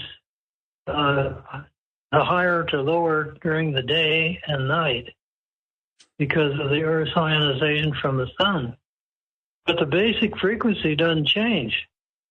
And so all of these so-called scientists claim that the Schumann resonance is changing is all BS. It's my personal humble opinion. Wow. Humble. Well, maybe they're trying to make a case for like HARP and chemtrails or something like that affecting the ionosphere. Well, what I'm wondering is if could it be affected by gravity? No. Like if something big was it's an ionization phenomena. You get this layer of ionization up there, and the radio waves bounce off the ionization, and they bounce off the Earth, and you get to go bouncing around the Earth. Huh. And trying to correlate to a lot of these things, these people think they've got the handle on stuff, and they've really never researched it. You know, if you it's like people saying that gravity is changing. Well, it's been changing up and down for the last zillion years that the Earth's been here, like 4 billion years. And the gravity is due to the amount of etheric energy that the Earth gets. So if you pump the Earth with a lot of etheric energy, it's going to affect the gravity field. You know, you can build a flying saucer based on these principles that I just told you. So if you can get a material lined up crystal-wise, you can create an anti-gravity effect. Now, I've done it in the lab. It's not very much, but because you need to do some really fancy engineering to build that type of crystal. Yeah. You know, nano crystals and stuff. Yeah. So with that. But, so this thing that the magnetic field is changing, it changes up and down over the years. You can take a look at these layers of material that get deposited on the Earth as the Earth grows. And then during all of these 4 billion years, the magnetic field has had a number of different orientations.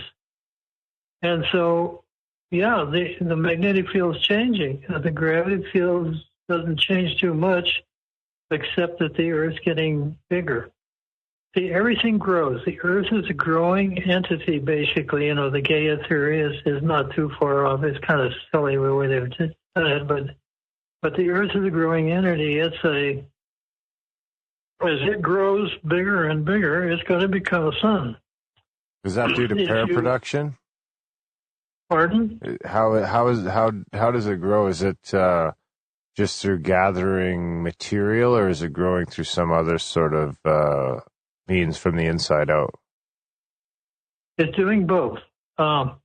It's growing bigger because of the accretion of the material of the Earth.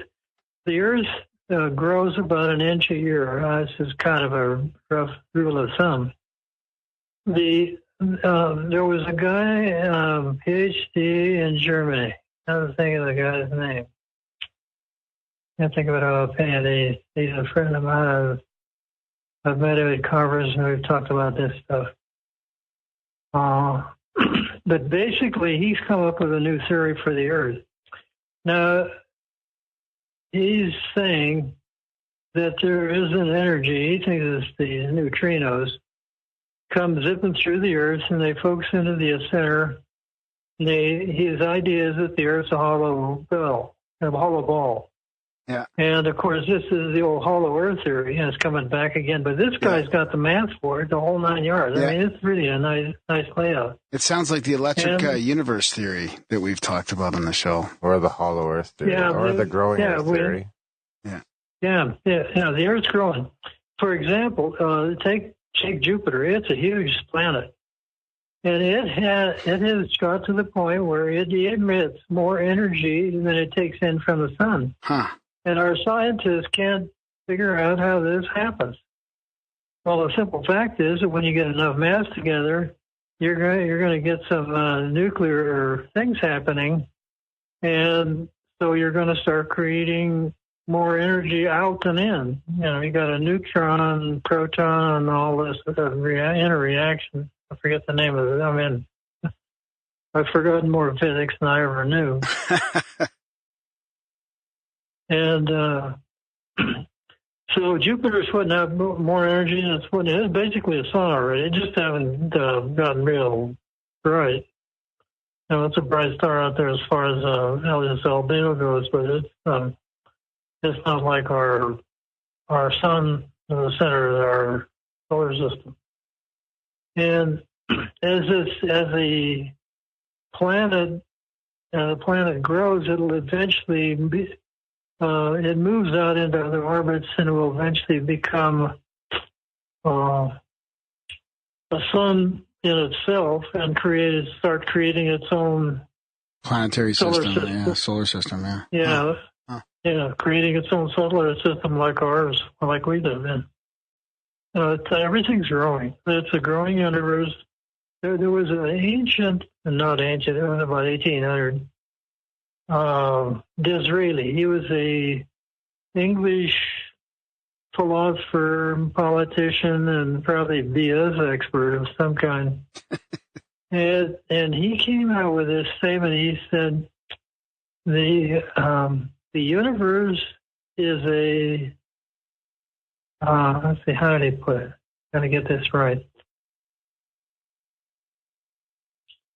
The universe is a machine for growing gods." Yeah, I thought that was, if you really think about it and start understanding how things are going, that was probably the most profound statement that anybody's made for hundreds of years. The universe is a machine for making gods. Are we the gods? Well, we will be, because he's saying everything expands, everything grows, including us, right? Like every lifetime, every learning. So our energy, so eventually we'll all become gods, and our electron will become a sun, and Jupiter will become its own, the center of its own solar system. Yeah, everything keeps growing like that. So I wonder if life everywhere eventually turns out to be human. That was an interesting thing I was thinking about the other day, about someone had sent in how disappointed Graham's going to be when he figures out that all aliens are just humans on different planets. Yeah.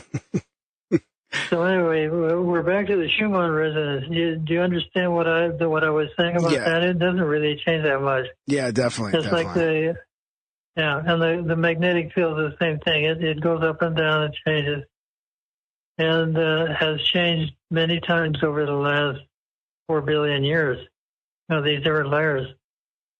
And that was one of the things that Dr. Babcock came out with. Sorry, Babcock guy? Mm-hmm. Was how the Earth is growing. And this physicist in Germany, I can't think of his name. He says the same thing. What he did was he had some of his grad students get one of these big weather balloons, round weather balloons, mm-hmm. and they drew all the continents on them, and blew it up. They drew them like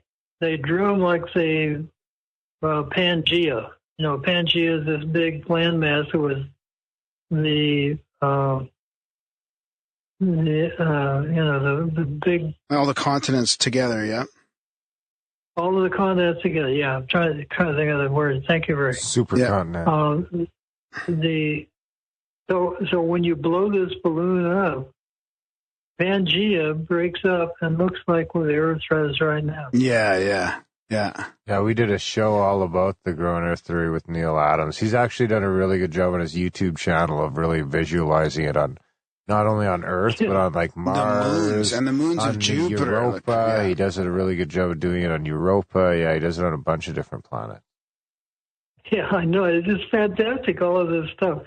I think guys like you doing a nice show like this and bringing all these nutcases like me in to talk about our crazy discoveries is waking people up. I mean, there's got to be a lot of wonderful people out there that are asking all these questions, and hopefully you bring in some of us that can answer a few things for them that'll help them along the path to their own self-mastery and spiritual evolution. Exactly. Yeah. And the thing is, the great thing about it as well is you've all got these interesting stories and spiritual awakenings or some sort of large synchronicity that's shifted you into your work. I mean, it really is. I feel like there's a platform for all these people that have done all this research. You've dedicated your life to decades of this research, and it's very interesting, and it simplifies things, and it makes people look at our current scientific paradigm in a new way, and maybe we're not. We don't know everything we think we know. It's really brilliant. I mean, we also had on Dale Pond from the Pond Institute, who makes these dynaspheres like Keeley had tried to develop, and I was wondering if you've been following those guys as well, and if you've ever heard of the dynaspheres.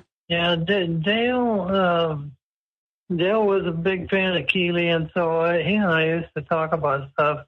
I don't subscribe to his dinosaurs thing. He thinks he's channeling Keeley and some other stuff, and I think Dale's been smoking too many cigarettes myself. But like one of my old crazy buddies said, he said everybody's got a nose. It's like everybody's got an opinion. Yeah. And and sooner or later, truth comes out. Yeah. I remember one of the good things that Dale Pond has done is try and aggregate a lot of the Keeley stuff. Yeah. And most of the really good Keeley stuff was done by my friend Larry Wilson back in the 50s. This was one of the guys I studied in his library. He had the most fabulous Keeley stuff, and he actually built a dinosaur back then. Oh. And he showed how it works and all of this stuff, and there was nothing magical about it, wasn't it? Dale's got these things that each of these things are chrome plated and gold plated and stuff, and try and make these things as a focus of spiritual energy, and that's not the way it works. It's just not what Keeley was doing. Keeley was a much more advanced being. There was a book that Larry Wilson, my friend, found called Dashed Against the Rock. And Dashed Against the Rock was ostensibly written by William J. Colville. This was back in the, I think, late 1800s or maybe early 1900s. And it was actually a manuscript that Keeley gave to Colville, and Colville put it in the form of like a story in a paper. And that's where that book came from. It didn't fall off a bookshelf and hit Dale in the head or anything like that. It was a book that came from Larry Wilson and the research that he did. You ever heard of Otis T. Carr? No. Okay. Carr, this was back in the 50s and 60s. Carr was real big on the UFO thing. And Carr claimed that he could build a UFO and show the anti-gravity principle. Well, Carr was actually talking to my friend Larry Wilson and a guy named Eugene Carini. Wilson and Carini had broke the code on how to build a gravity coil. And the gravity coil was contracted by Otis P. Carr to be put in his flying saucer model. But Carr was a real big egotistical jackass, and he took Carini and Wilson's coils and installed them himself. He said, "I don't need you guys."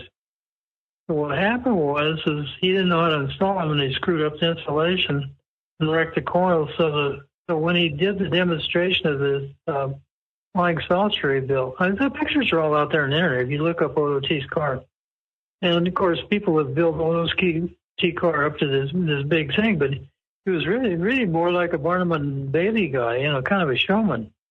But the reason he could do a lot of this stuff was guys like my friend Larry Wilson and Carini.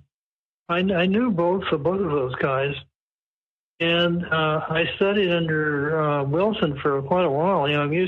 When I was going to college, I was carrying on a full-time research on alternate science plus my college stuff. And when I would have a free afternoon or a Saturday, I'd call up Larry and ask him if I'd come over and study in his library. And I'd go there and he'd let me study something, or he'd have something there he'd show me. He'd show me anti-gravity stuff, all kind of crazy things. And some of the experiments and things he'd been doing. And Larry was an intuitive. I mean, he was really a good guy. He's one of the best guys as far as machining and making models and stuff that I ever knew. I never met anybody that could make models like Wilson could. And that's how I learned all this stuff. And Carini and Wilson and I went back east to set up a Honda motorcycle dealership. This is old history. And it turned out to be a scam. Carini was scamming both of us to take what money I had been working on in the summer to go back to college. And I finally, after a couple of weeks, realized what was happening. So I went back home and got myself straightened out. But Wilson was really into the Hollow Earth stuff. And he had some friend of his that dropped by when I was over there one time. And this friend had told him he knew how to get into the Hollow Earth and had done so. Oh. And so Wilson went up to Mount Shasta, and there's a lava tube on the side of Shasta that was there, and Wilson and another guy, I don't know who it was, they built up 2 weeks worth of dried foods and water and things, and they went down in this lava tube, and they were gone for 2 weeks. And they had enough to get back out. And this guy said, "I think we should go back." And Larry said, "No, I want to go another week." And so the guy gave him whatever food and water that he could spare. And Larry went another week down this lava tube. It just went down, for miles and miles and miles. And Larry never found anything. They were looking for this Hollow Earth. And a couple of years later, this guy that claimed he'd been in the Hollow Earth said he'd found another place to get in. It was up in Canada. Well, Larry sold all his stuff, took his library, and gave this fabulous library to a friend of ours in Iowa. And Larry took off to Canada and was never heard from again. Wow. I mean, some of these stories. You know what part of Canada? People. Yeah, that's amazing. So whether he got into the Hollow Earth or not, I have no idea. But the guy disappeared, and he disappeared looking to go into the Hollow Earth. You got all these stories about beings in the center of the Earth and stuff. Yeah. Yeah, you've probably heard those stories. Yeah, I mean, it's fascinating. Then there's stories of Antarctica having an entrance, and Yeah, all kinds of that. So what are some of the, before we lose track on your new, do you have any new work that you want to talk about? I know you've probably talked about the shape power stuff all the time, but is there anything new that you want to bring up? Okay, how much time we got left? As much as you like. Huh? As much as you like. Okay, I'll talk about, another vision that I had was this being told me I had to work on etheric energy. Okay. So when I got popped back in my body, I wrote it down on a notepad by my bed, and then I flopped off to sleep. And the next morning, I woke up and here's this thing, etheric energy, sitting there on the notepad. And I said, "What the heck do I know about etheric energy?" And so I said, "Well, I know a few little things." So I started writing stuff down, and I've got 16 chapters now on etheric energy and the various aspects of it. Now, those 16 chapters you can distill probably down into one chapter about the ether and how it functions. This side of life is the electromagnetic side. You got protons, electrons, you got magnetic fields, you got electric fields, you got gravity fields. On the etheric side, you got etheric energy, and the etheric energy can be made into something on this side. And the way it does that is patterns. Everything runs on patterns on the etheric side, and the patterns act as programmers to program the ether to do something. Like you can program the ether to, say, build a diamond.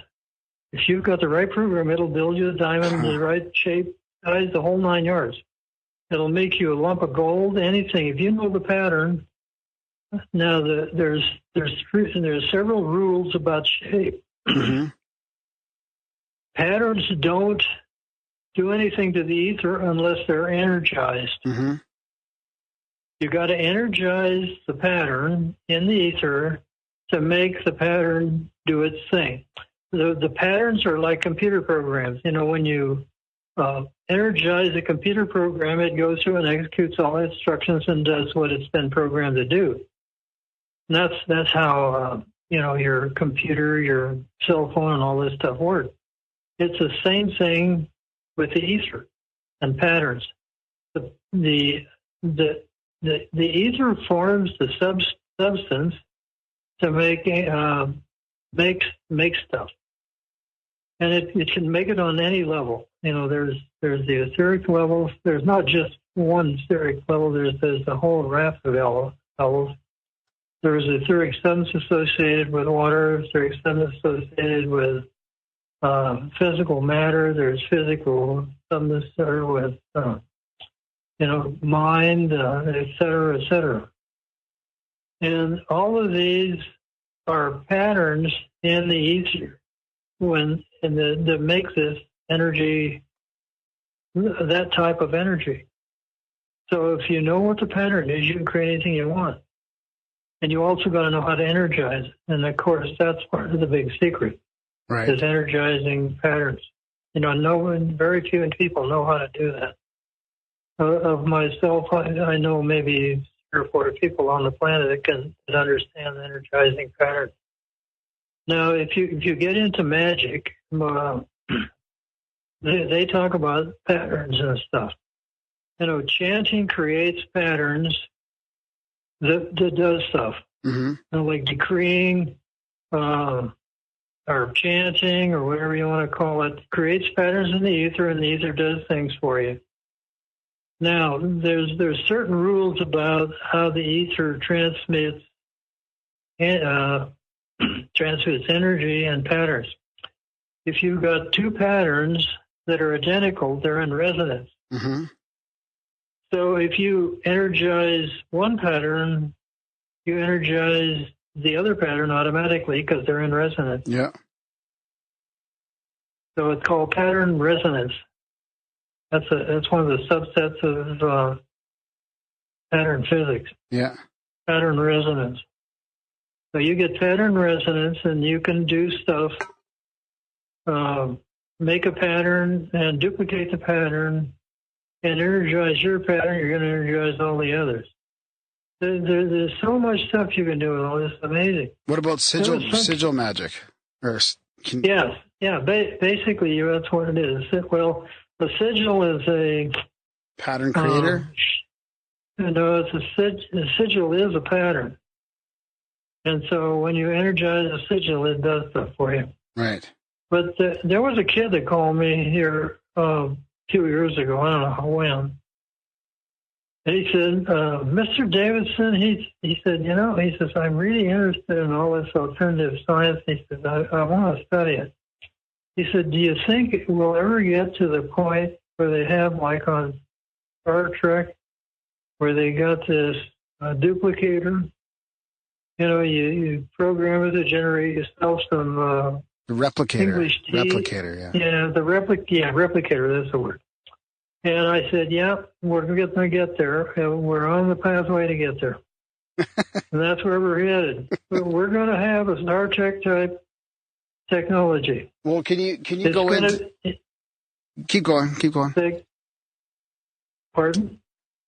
Can you get into how to create this energy? Like, I mean, you don't have to give us the exact details, but 3 or 4 people that can do it. Is it similar to what you did with your crystal wand, or is it something you can do internally with your body, or with your mind? I mean, can you generate this energy on your own, or do you need an external influence or external something? Okay. You don't create energy. Energy is neither created nor destroyed. The energy is there. It's the ether in various forms. So it has nothing to do with the healing wand. It has nothing to do with anything else. If you go to my website, Aetheric Science, there's a lot of stuff there on patterns. I got another website called the Master Power Flame. Okay. And I can put the Master Power Flame around anybody or anything on the planet instantaneously. That's one of the things about the ether is that pattern resonance is instantaneous transmission of energy. So you could build a computer that had instantaneous operational instructions.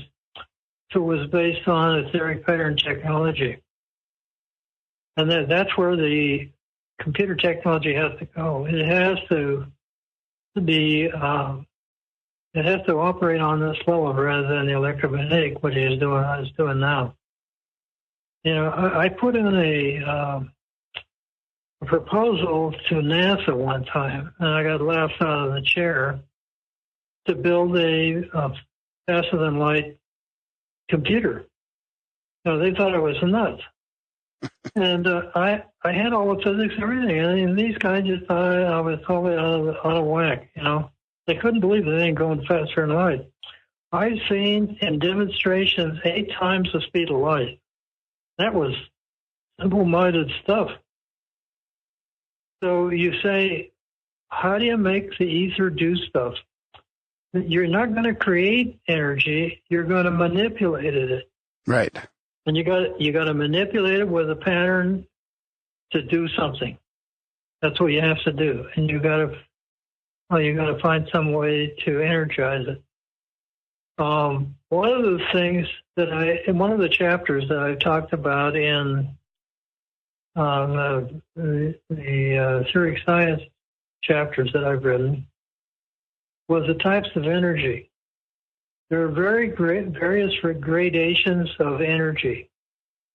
The purest, of course, is what I call the sacred fire. That's that violet flame and the blue flame. There are various rays, and these are the spiritual qualities. That's the highest form of energy. One of the lowest. Say again. Like your crown chakra, the purple, the violet. Okay, the chakra is just a physical pattern, and the energy that flows through it has to be that color. Yeah, it's purple or violet, whatever you call it. Yeah. Yeah, that's right. You're right about that.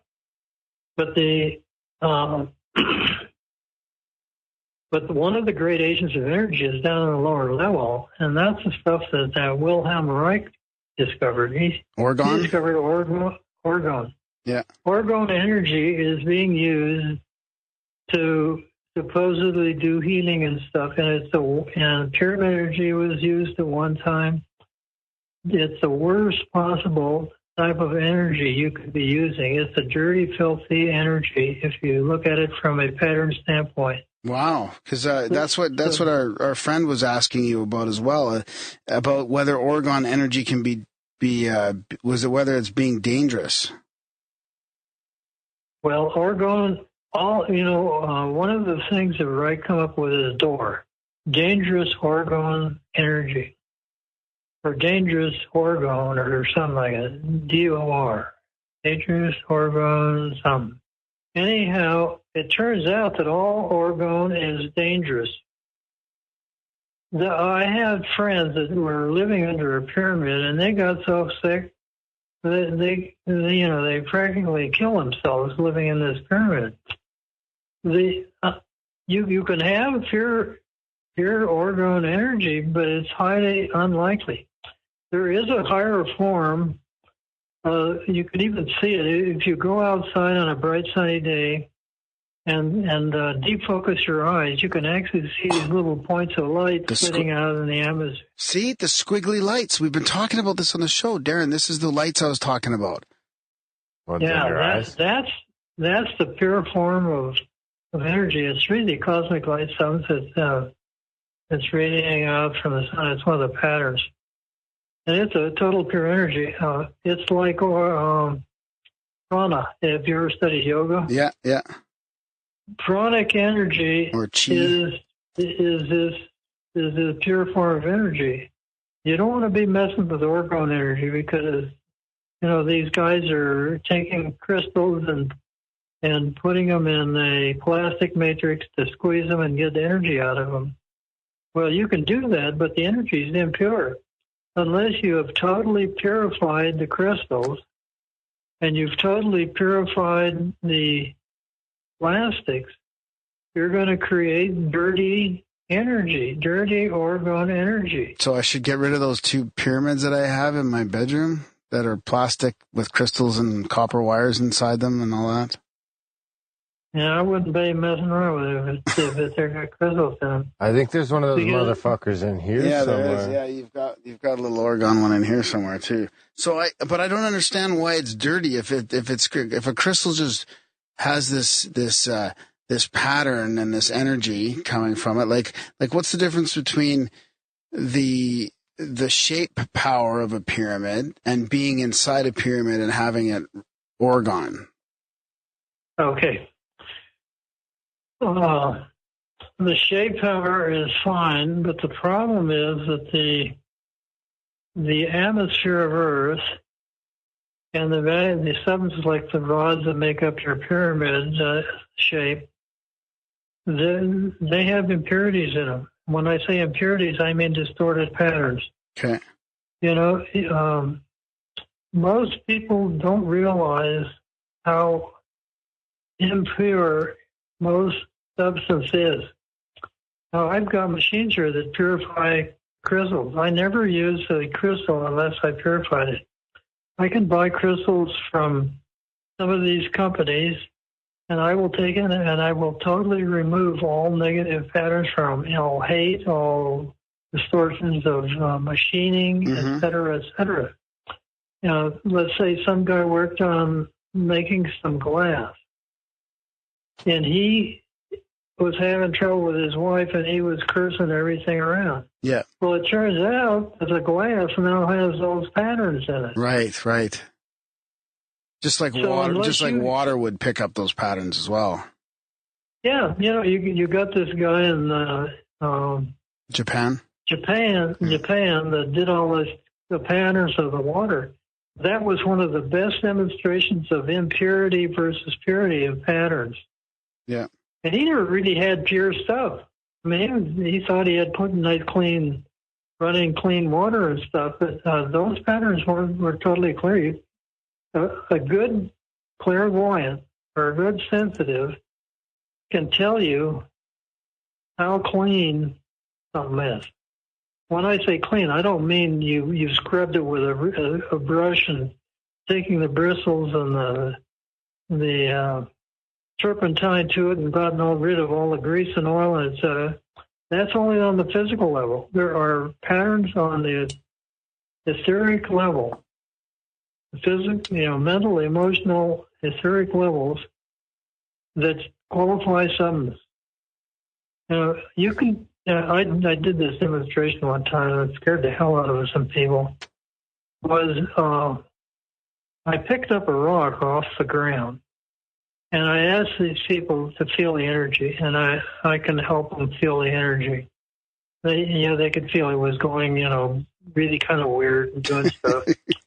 And then I took this rock, this rock that was off the ground, and I purified it using certain higher principles. And I gave it back to them, and they couldn't believe the difference in the rock. Just because there are patterns on the other levels that have to be gotten rid of until you got purity. So when you talk about my healing wand, those crystals are as pure as you're ever going to get. So how do people clean their own crystals then? How do if I've got all these crystals at home, then how do I purify them? Like, is it your typical New Age thing where you can use sea salt and put them in the moonlight and the water, or use sage or all these other things? Like, how would you do, or even sunlight? Okay, those only do a certain level of cleaning, purifying. Yeah. Or can't you use kyanite too? Doesn't it cleanse other crystals? Have you ever studied the sacred fire? The various activities, like the violet flame? No. Okay. That's how you purify them. You got to use a sacred fire. Okay. And the sacred fire is an aspect of the master power flame.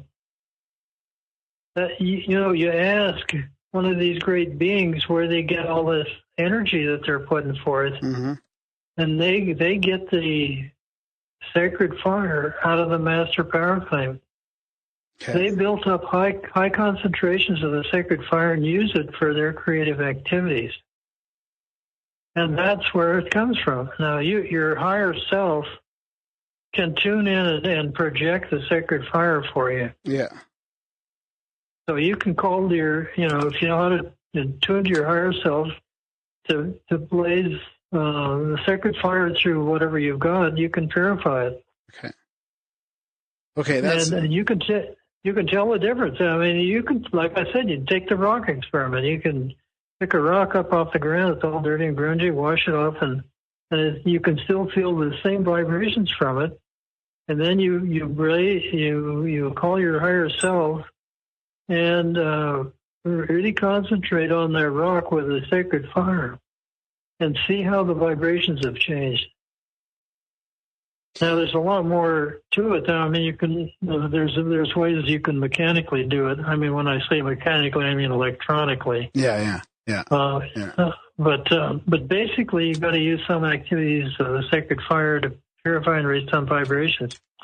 And this energy field that the Earth is moving through, now at this time, are higher concentrations of the sacred fire. Oh. And what that's doing is it's leavening the Earth to higher vibration levels, higher consciousness, higher patterns. Like if you look at things 50 or 60 years ago, look at the old farm machinery back then, or the old cars. Look at the cars we have today. I mean, it's the difference between night and day. Yeah, well, I mean, that's just the difference between cell phones and the old computers. Yeah, we're getting closer and closer to the innate structure of the universe. It looks a lot like the hard drive of a Mac. So, lots of good things. Well, what is it, 10:15? What time we start? Yeah, we were almost 2 hours. Yeah. Well, you're going to have editing, or else you're going to have my BS on for more than one show. No, we're good. We put out long shows. This has been an amazing conversation, and time flies when we have these. The guys will love it. Yeah, our listeners are going to absolutely love it. Well, I hope they like it, and I wish you best of luck on your Grimerica. I'm not quite sure how to pronounce it. Yeah, your good old America show. Okay, on. Your God bless America show. Thanks a lot, Dan. Really, really appreciate it. And we're going to link. We'll put this thing out there in the ether. We'll put this thing out there in the ether, and it'll go around the globe, and we'll have some feedback, and we'll keep you in touch, and we'll send you a copy of it. Sounds good, Darren. Okay. Thanks, Dan. God bless you. Yeah. God bless you, and you have best of luck. You as well. Thank you. Bye. Bye-bye.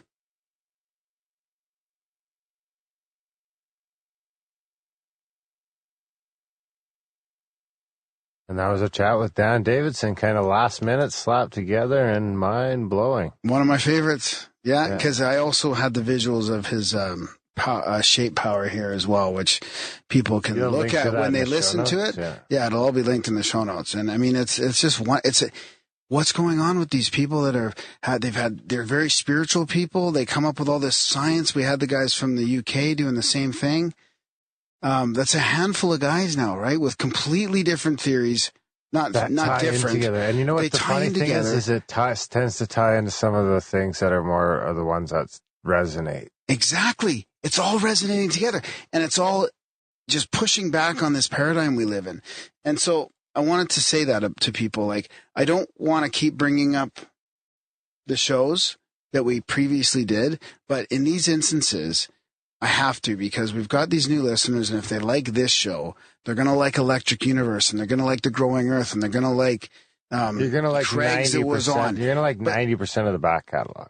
Well, no, there's a specific genre of these pseudo-spiritual, super scientific, out-of-the-box guys that have their own sort of big theories with a lot of evidence and a lot of footnotes and a lot of stuff that you can use to verify. I think we've almost got enough to put together, like a category. To solve it.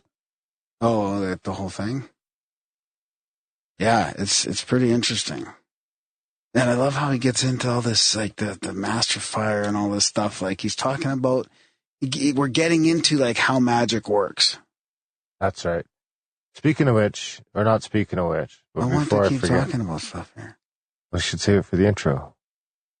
I had more I wanted to say about in the outro. I can't. I don't know what it is. I don't have it. What is it, It's contagious? It's gone. Oh, no. Just I appreciate the decades of work these guys do. That's the other thing. They have crazy downloads or something happened, but they've been researching for decades. It's like their life's work. And finally they have an outlet, like a paper to write, a download, and now a platform to share it on. And now we can share it with everybody. Like, that's the delight. Like, those chats are like the reason why we do this. It's amazing. Archive forever. Yeah. And what's that? If drawing two lines makes energy, like, not makes energy, but if it creates that shape power that he's talking about, and you were doodling on your table there and all that, and he's got all these shapes and how it concentrates the ether, right? What does putting out this podcast do then too, right? That has to create, or, you know what I mean? Create patterns. Creates gray hairs. Patterns. It does. Yeah. Wouldn't have it any other way. Huge thanks to Dan. Big thanks to our buddy Clint. You know how you are, buddy. Another home run on the guest suggestion. You should formally email us a list of your guest suggestions. Yeah. And work up the nerve to come on the show. Yeah, he's got to make it down to Calgary. He's a local dude, too. Local enough. I think he's up there in Red Deer, isn't he? Well, I wasn't trying to single him out that far, but you just sorry, Mike. Yeah, Graham will just reveal your identity. You got to be very specific. The guy who was gonna have a pseudonym will reveal your identity at a moment's notice. But yeah, next time you're in Calgary, swing down and come to the Igloo. Yeah, absolutely. Yeah, join us Even for if an you don't want to intro. do a show, you can still just pop in and listen in. Yeah. You don't have to talk. Yeah. Anyway, big thanks to Clint. Big thanks to Dan. Big thanks to Graham. Big thanks to you guys. Of course, check out grimerica.ca/support, guys. There's a bunch of different ways there you can help us remain ad sponsor, affiliate, back catalog, charging, all that bullshit free. We're doing it all for free on the good graces that if you guys do and are finding some value from the show, killing your commutes, throw $1 or $2 a month our way if you can. The option's there from $1 all the way up to $30 a month. You can do one-time donations as well, and that shit really does help. Yeah. Yeah, we got a couple new subscribers as well, and thank you for signing up. And you can email us as well, and me, you can spam Graham, GRAHAM at Grimerica.com. Send me your stories and feedback and all that. It's great to hear from everybody. And also, Synchros. I'm on Instagram as the Grimerica Show, and Darren's the Twitter guy. We should start putting a link to the subreddit, too, because some random fan has done all that hard work for us. Really? There's only like 16 or so. Okay, well, yeah, we'll put that in the show notes? Or? Yes, we should get that going. Because the show notes has links to everything. Yeah, we should start promoting that because we've hummed and hawed about doing a forum. Or I listened to another podcast that has like a group chat. So there's just a running group chat with like 100 of us in there. And you can just kind of pop in. Like a WhatsApp chat, like? It's through Google Hangouts, I think. Oh, it's like that. But there's just 100 people in there and you can kind of check in anytime and there's always a couple people in there shooting the shit, which could be a fun kind of thing to do with the community. But then you had mentioned that the forum or something. Was it you? Just talking about the forum, but that's kind of what the Reddit is, I suppose. Yeah, some of our Reddit could be that. Yeah. But anyway, I've been thinking about different ideas of things like that. So if that's something anyone knows how to do well or has a better idea for or thinks is a good idea, because we could just have an ongoing group where not only could the listeners be interacting with us, they could possibly start to really interact with each other. Yeah, and we've sort of experienced that ourselves.